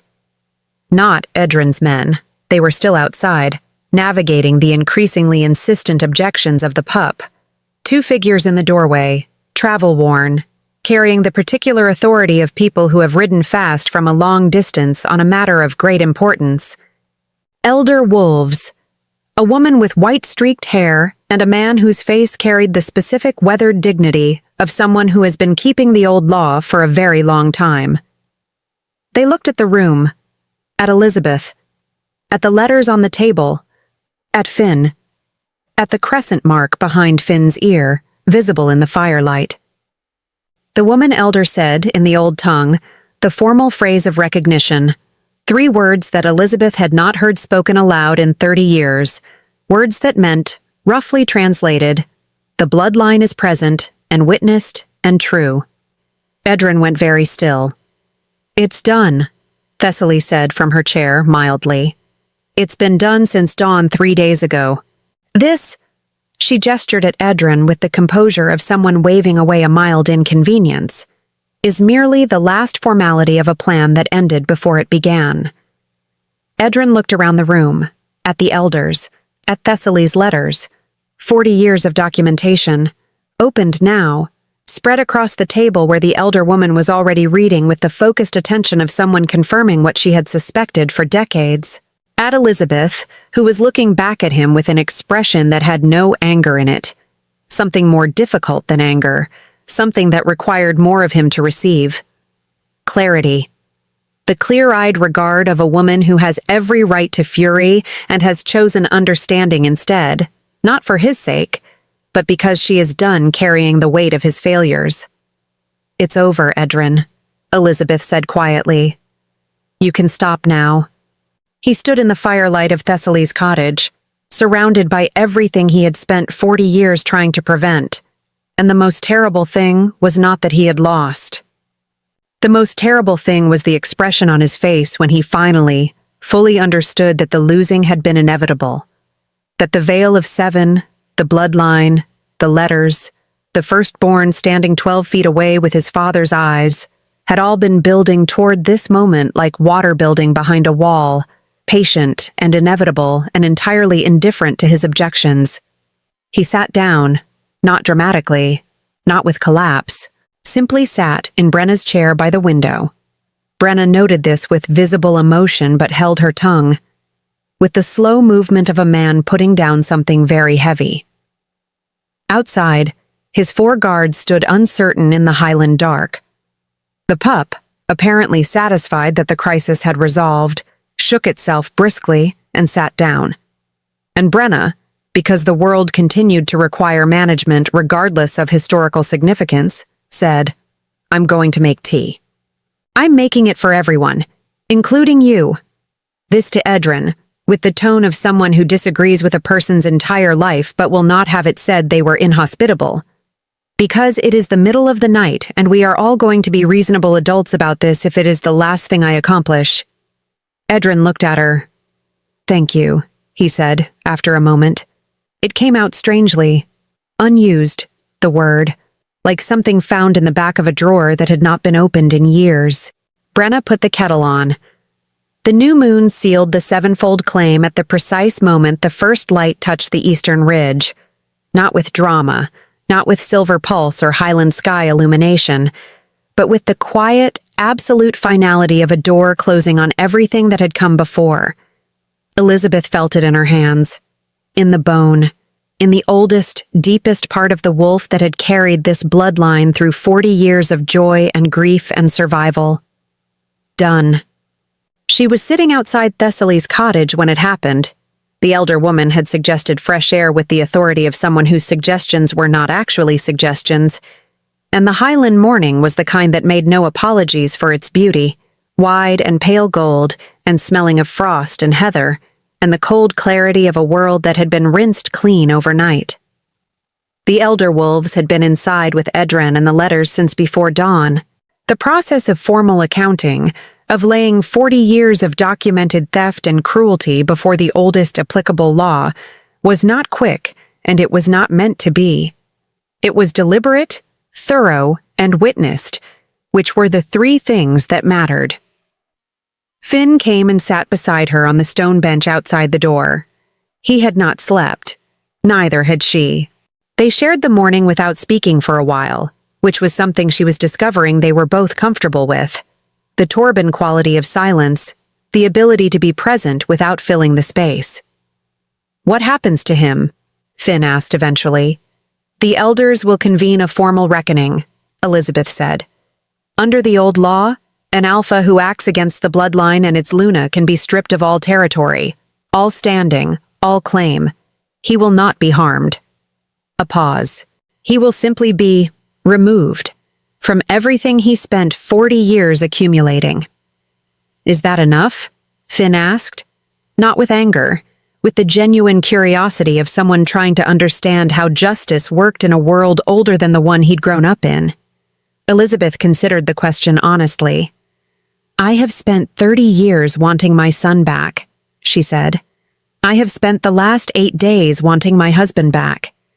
Neither of those things is possible, and no accounting changes that." She looked east, toward the direction of a kingdom that would need, in the coming weeks, an enormous amount of careful, deliberate work. What is possible is that the people Edin would have continued to harm, the seven, the kingdom, every wolf who served under a false regent, are protected, that the bloodline is restored, that the record is clear. A pause. "That is enough. Not because it is all I want, but because it is all that is real." Finn was quiet for a moment. "You're extraordinarily wise," he said, in the tone of someone making an observation rather than a compliment. "I'm extremely old and very tired," Elizabeth said. "At a certain point, they become the same thing." He made the sound, the almost laugh, and this time it became a full one, quiet and real, and she turned to look at him in the morning light. Her son, 30 years of a missing face finally present and accounted for. And she let herself simply look at him without bracing against anything, without the weight of grief or urgency or survival pressing the moment flat. He looked like Torbin around the jaw, like herself around the eyes, like no one she had ever seen in the particular quality of his stillness, which was entirely his own. A thing he had built himself, in a village, without any of the context that should have been his, out of nothing but his own nature. She was, without qualification, proud of him. She told him so. He looked at the Highland morning for a long moment and did not say anything, and she understood that he was doing with the information what he always did, absorbing it fully before responding, turning it completely over, making sure he had it right before he committed to it.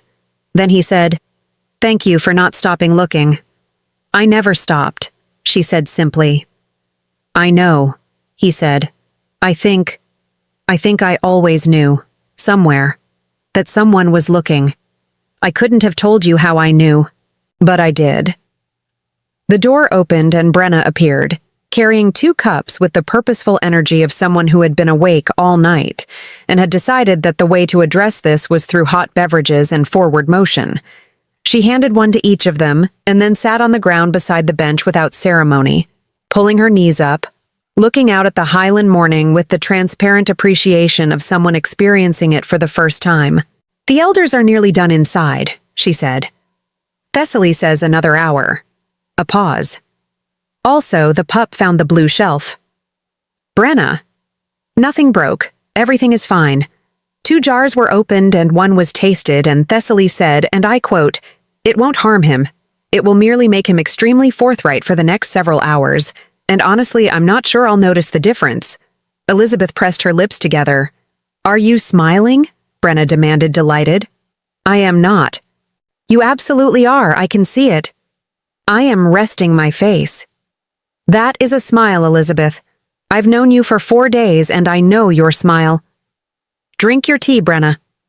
Brena drank her tea, beaming. The formal reckoning took place at mid-morning, outside, in the Highland air, which was where such things were meant to happen under the old law. Open sky, open witness, no walls to contain or distort. Edin stood before the 2 elders and Thessaly and gave his account. All of it. The elders had a quality of listening that made evasion feel structurally impossible, and he gave the account fully in the flat, careful voice of a man who had made his decisions with clear eyes and was now prepared to receive their consequences with the same clarity. Elizabeth listened from her place at the edge of the gathering, with the 7 pups asleep in a basket Brena had somehow acquired, and Finn standing at her left side, and the elder woman standing at her right, and she let herself hear it, every year of it, every careful move, everything taken, and she breathed through all of it without looking away. When it was done, the elder man spoke the reckoning in the old tongue, and the elder woman witnessed it, and Thessaly sealed it with the letters, and it was recorded in the way that the old law recorded things, permanently, in bone and blood, and the deep memory of the wolfkin who were present. Edin, stripped of standing and territory and the borrowed authority of a throne that had never been his, looked older than he had the night before. Not diminished, exactly. Just his actual size, finally, after a lifetime of the space he had artificially occupied. He looked at Elizabeth before he left. She met his eyes and held them, and she said, "I hope you find something worth building, for your own sake." A pause. "You were capable of it once, before you decided that taking was easier than earning." He opened his mouth, closed it, nodded once. He walked north, away from the Eastern Territories, with the 4 guards who had chosen, in the end, in the dark, when it mattered, to stand down rather than follow a wrong order. They walked without horses, which was the old law's particular poetry about the matter. Finn watched him go. "I thought I'd feel more," he said quietly. "You will," Elizabeth said. "Later, in pieces, over time. That's how these things arrive." "Is that from experience?" 40 years of it." He looked at her sideways. "Does it get easier?" "It gets different," she said. "At a certain point, different is enough." The Highland wind moved through the grass, long and cold, and carrying with it the smell of the season turning, winter retreating by degrees, something green and insistent pushing up beneath the frost. The morning was wide and clear and entirely indifferent to its own significance, which was, Elizabeth thought, exactly right. Brena appeared at Finn's other side and linked her arm through his with the easy certainty of a woman who knows exactly where she belongs. She looked at the landscape, and then at the basket where 7 small, dark shapes were beginning to stir in the warming air. "So," she said, "what happens now?" Elizabeth looked east, toward a kingdom that needed its Luna back, toward a throne that needed its rightful heirs acknowledged, toward a great hall that had been silenced and would need to be filled again with the ordinary, extraordinary noise of a bloodline continuing. Arguments and laughter and advisors reconsidering their positions mid-sentence, and a boy who had been taken from his cradle finally taking his place at a table that had been set for him since before he was born. Toward somewhere in the future, not near, not rushed, but present in the way that true things are present before they arrive, a life that she had not yet fully imagined. Someone had suggested in the past week that the Highland Territories had their own elder council, and that said council had expressed considerable interest in having a liaison from the restored Eastern realm. Someone had further suggested that this liaison role would benefit from a grounding presence, someone who knew the highlands and was trusted by the elders and also possessed, by all accounts, considerable competence in difficult terrain. The someone had been Thessaly, and she had been looking at Finn when she said it, and Brena had immediately said absolutely yes before Finn could respond, and the matter had been decided in the way most matters involving Brena were decided. "Now," Elizabeth said, "we go home." She said the word with the full weight of what it meant. Not just the castle, not just the kingdom, but the thing home actually was. The people standing beside her in the highland morning, the 7 stirring in the basket, the old woman in the cottage behind them who had kept the truth in letters for 40 years, because she believed someone would eventually come who needed it. The pup pressed against her leg from the left, warm and solid. "I am absolutely bringing the spoon," Brena said, to no one in particular. "We assumed," Finn and Elizabeth said at exactly the same moment. Brena looked between them with an expression of profound delight. "You're doing the same thing," she said. "You're making the same face. You have the same face when you're being dry. Finn, you've had this face your entire life, and I never knew where it came from, and now I know, and I have feelings about this." "Drink your tea, Brena," Finn said. "I finished it." "Then let's walk," Elizabeth said. And they did. East, into the morning, into what came next, with the 7 asleep in Brena's basket, and the pup at their heels, and the highland sky wide and pale above them, and the old law sealed and witnessed and permanent in the bone of the world, and everything that had been taken beginning, stone by stone, its long return. 1 year later, spring came to the Eastern Kingdom the way it always had, without asking permission, pushing up through the frost in small, insistent green things that did not care what the winter had decided about the matter. The castle grounds, which had been silent and carefully maintained under Idrin's tenure in the particular way of places where joy has been administratively removed, were not silent anymore. This was largely Brena's doing. She had opinions about gardens. She had communicated these opinions to the castle groundskeepers on her 3rd day of residence, with the focused energy of a woman who had spent years coaxing things to grow from difficult highland soil and was not going to stand by while perfectly good earth went to waste. The groundskeepers, who had been waiting for someone to tell them what to do for the better part of a year, had received her opinions with the relief of people for whom clarity was itself a form of kindness. By midsummer there had been herbs. By autumn, something resembling order with an agreeable wildness at its edges. By the following spring, the castle grounds smelled on warm mornings of rosemary and turned earth and the particular living fullness of a place that had remembered it was supposed to be inhabited. Elizabeth walked through those grounds every morning, unhurried, with the careful pace of a woman who had decided that the luxury of an unhurried morning was not indulgence but maintenance, the tending of a self that had been through enough to deserve gentleness. The 7 ran ahead of her in the grass, dark-furred and extravagantly energetic, tumbling over each other with the cheerful violence of healthy young things. They had grown considerably in a year. The eldest, by 7 minutes, a distinction he was already leveraging with his siblings, had the particular broad-shouldered build that would, in another 2 years, make visiting dignitaries straighten unconsciously in their chairs. He also had, Elizabeth had noted with a complicated warmth, the habit of going very still when surprised, followed by a long, considering look, followed by a response that arrived at exactly the right moment. Torbin's quality, Finn's quality, the bloodline's quality, hers too, she supposed. At this point, it was difficult to know where one person ended and another began, which was perhaps the point. The Great Hall had been restored in the months following the return, not ostentatiously, not in the way of a kingdom trying to prove something, but carefully, with the specific intentionality of people who understood that a space reflects the character of those who inhabit it. The long table was the same table, older now, with new marks in the wood from a year of actual use. The banners were new, the Torbin crest, the crescent mark at its center, reproduced in the deep blue and silver that the kingdom had worn for 11 generations. Beneath the main banner, a smaller edition, the Highland crest of the Elder Council, acknowledging the formal alliance that had been negotiated, ratified, and celebrated over 3 days of meetings that had involved a great deal of the old law.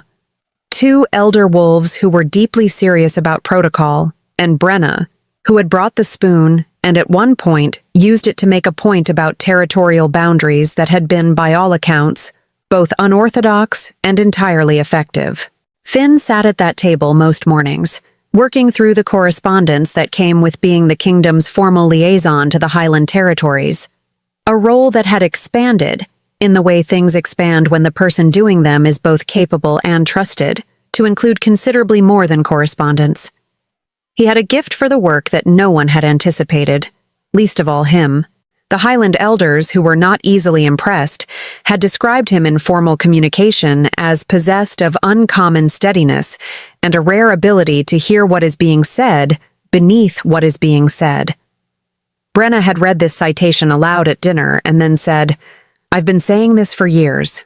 No one listens to me." "Everyone listens to you," Finn said without looking up. "The entire castle listens to you. The grounds staff request you specifically for decisions. The head cook asked your opinion last week on a soup recipe." "That soup needed help," Brena said. "It was fine. It was adequate. Fine and adequate are not the same thing, and I won't have that said at this table." The elder wolf liaison, who had been visiting for 3 days and had been present for this particular category of exchange several times now, looked up from his correspondence with the expression of a man who has decided that this is simply how this household works and has made his peace with it. There was a room in the East Tower that Elizabeth had reclaimed in the first weeks of return. It had been Torbin's room, not the formal chambers, not the official spaces, but the private one, the room with the window that looked east, where he had stood for years in the quiet hours looking at nothing particular and everything that mattered. She had restored it simply, the chair by the window, a small table, a single lamp. His things were there, not as a shrine, not frozen in grief, but present the way the people we have loved are present when we allow it. A book he had been reading. A ring she had worn for 40 years and set on the table every morning and put back on every evening with the deliberateness of a ritual that asks nothing of the future. She sat in that room on the evening of the anniversary. 1 year since the Highland barn, 1 year since the frost-hard road and the court slippers and the beginning of everything that had followed. And she watched the light change over the eastern landscape, and she allowed herself, simply, to feel all of it. The grief, which was real and permanent and not something to be resolved, but something to be carried with increasing ease. The joy, which was also real and permanent and larger now than it had been a year ago, expanded by 7 dark-furred presences, and 1 son found and 1 young woman who had walked into a barn with a wooden spoon and changed everything. And something else. Something she had been honest with herself about in the quiet of this room for some months now. Something that had arrived, as she had promised it would arrive, with great care and great respect and absolutely no haste. His name was Cormac.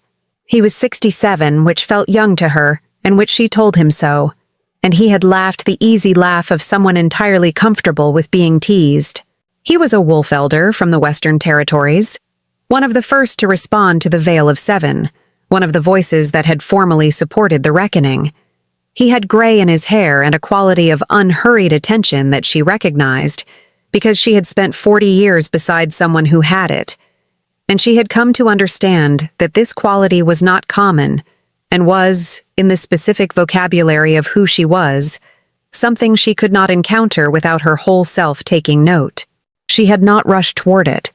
She had let it come at its own pace, first as respect, then as friendship, then as the kind of friendship that becomes, very gradually and with complete honesty about what it is, something more. She had told him about Torbin with the fullness it deserved, not as warning, not as apology, but as truth. And he had listened the way he listened to everything, without needing to diminish what had come before in order to make room for what might come next. "I'm not asking you to replace anything," he had said simply, one evening on the castle grounds when the question was finally present between them. "I know," she had said. "I'm not asking that either." "Then what are we asking?" She had thought about it honestly. "To be known," she said. "By someone who sees what is actually there and chooses it anyway."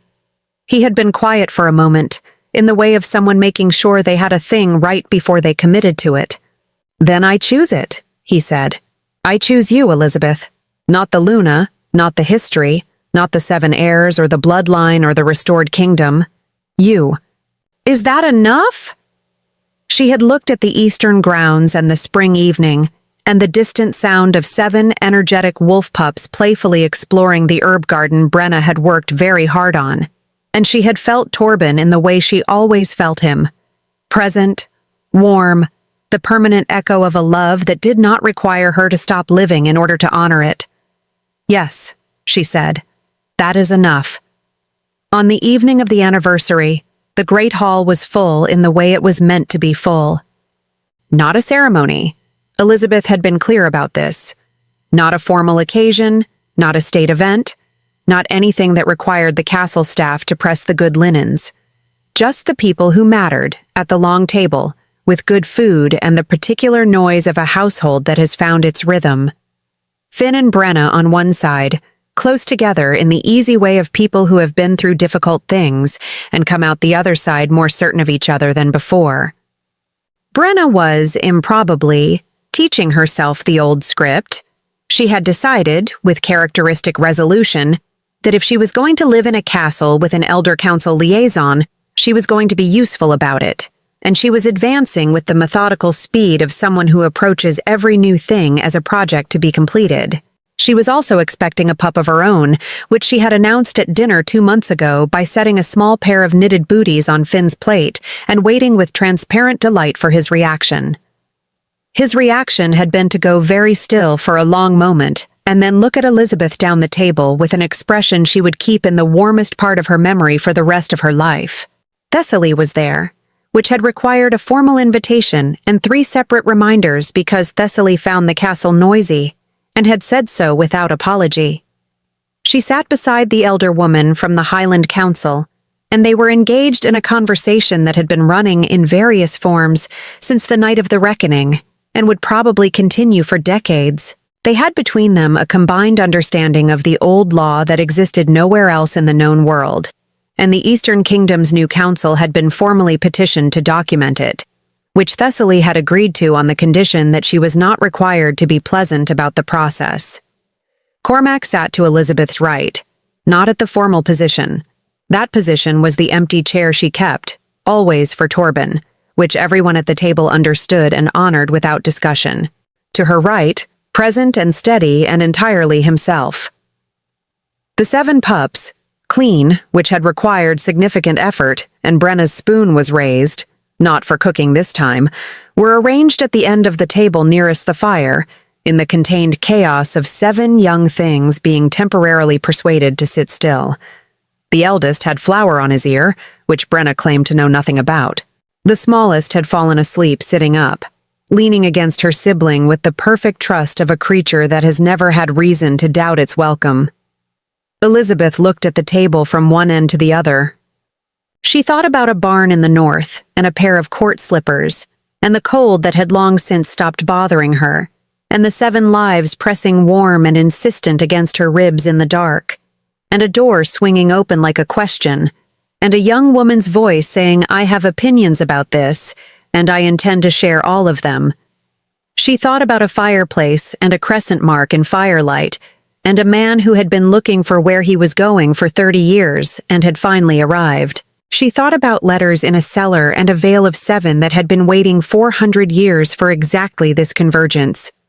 She thought about an old law and a new morning, and the particular way the Highland sky had lit up when 7 heirs drew their first breath and announced themselves to 100 miles of waking wolves. She thought about Torbin, last of all, not with the sharp grief of the first months, but with the deep, settled tenderness of someone who has integrated a great love into the ongoing structure of their life. The way old roots integrate into new soil, invisible and essential and permanent. You would have been insufferable about all of this, she told him, in the private interior where he still lived, in the best possible way. She could feel the answer, not in words but in the quality of the room around her. Warm and loud and improbably full of people she loved, every one of them present because of a chain of events that had begun the night she refused to stop being herself, even in the dark, even in slippers, even alone in a barn at the far edge of everything. Elizabeth. She came back to the table. Brena was looking at her with that transparent face, reading her the way Brena read everything, quickly, completely, and with absolute commitment to what she found. "Are you all right?" Brena asked. Elizabeth looked at her, at Finn beside her, at Cormac to her right, at Thessaly being magnificently difficult at the far end, at 7 small dark shapes by the fire, alive and known and claimed. "Yes," she said, and meant it in every possible direction. "I am." The eldest pup, at that moment, made a bid for something on the table that he had clearly been planning since they sat down, and Brena's spoon was raised with impressive speed, and everyone laughed, and the fire was warm, and outside the eastern window the spring night was wide and clear and full of ordinary stars that did not need to pulse silver to be beautiful. They were just stars. It was enough. It was, in fact, everything. The end. If you've listened this far, then you know what this story is really about. Not thrones or ancient laws or silver skies, though it has all of those things. It's about a woman who refused to stop being herself when the world gave her every reason to become smaller. About a son who built his own dignity from scratch and still had room to take his rightful name. About a young woman with a wooden spoon who walked into a barn and decided without hesitation that a stranger deserved warmth. If any of those things moved you, the beginning, the mark in the firelight, the moment Finn stood up in that kitchen, the Highland dawn, or this table full of people who found each other, tell me in the comments. I read everyone. And if you want more stories like this, old laws, impossible love, Luna queens who refuse to be erased, let me know that too. Until the next story, I'll be here.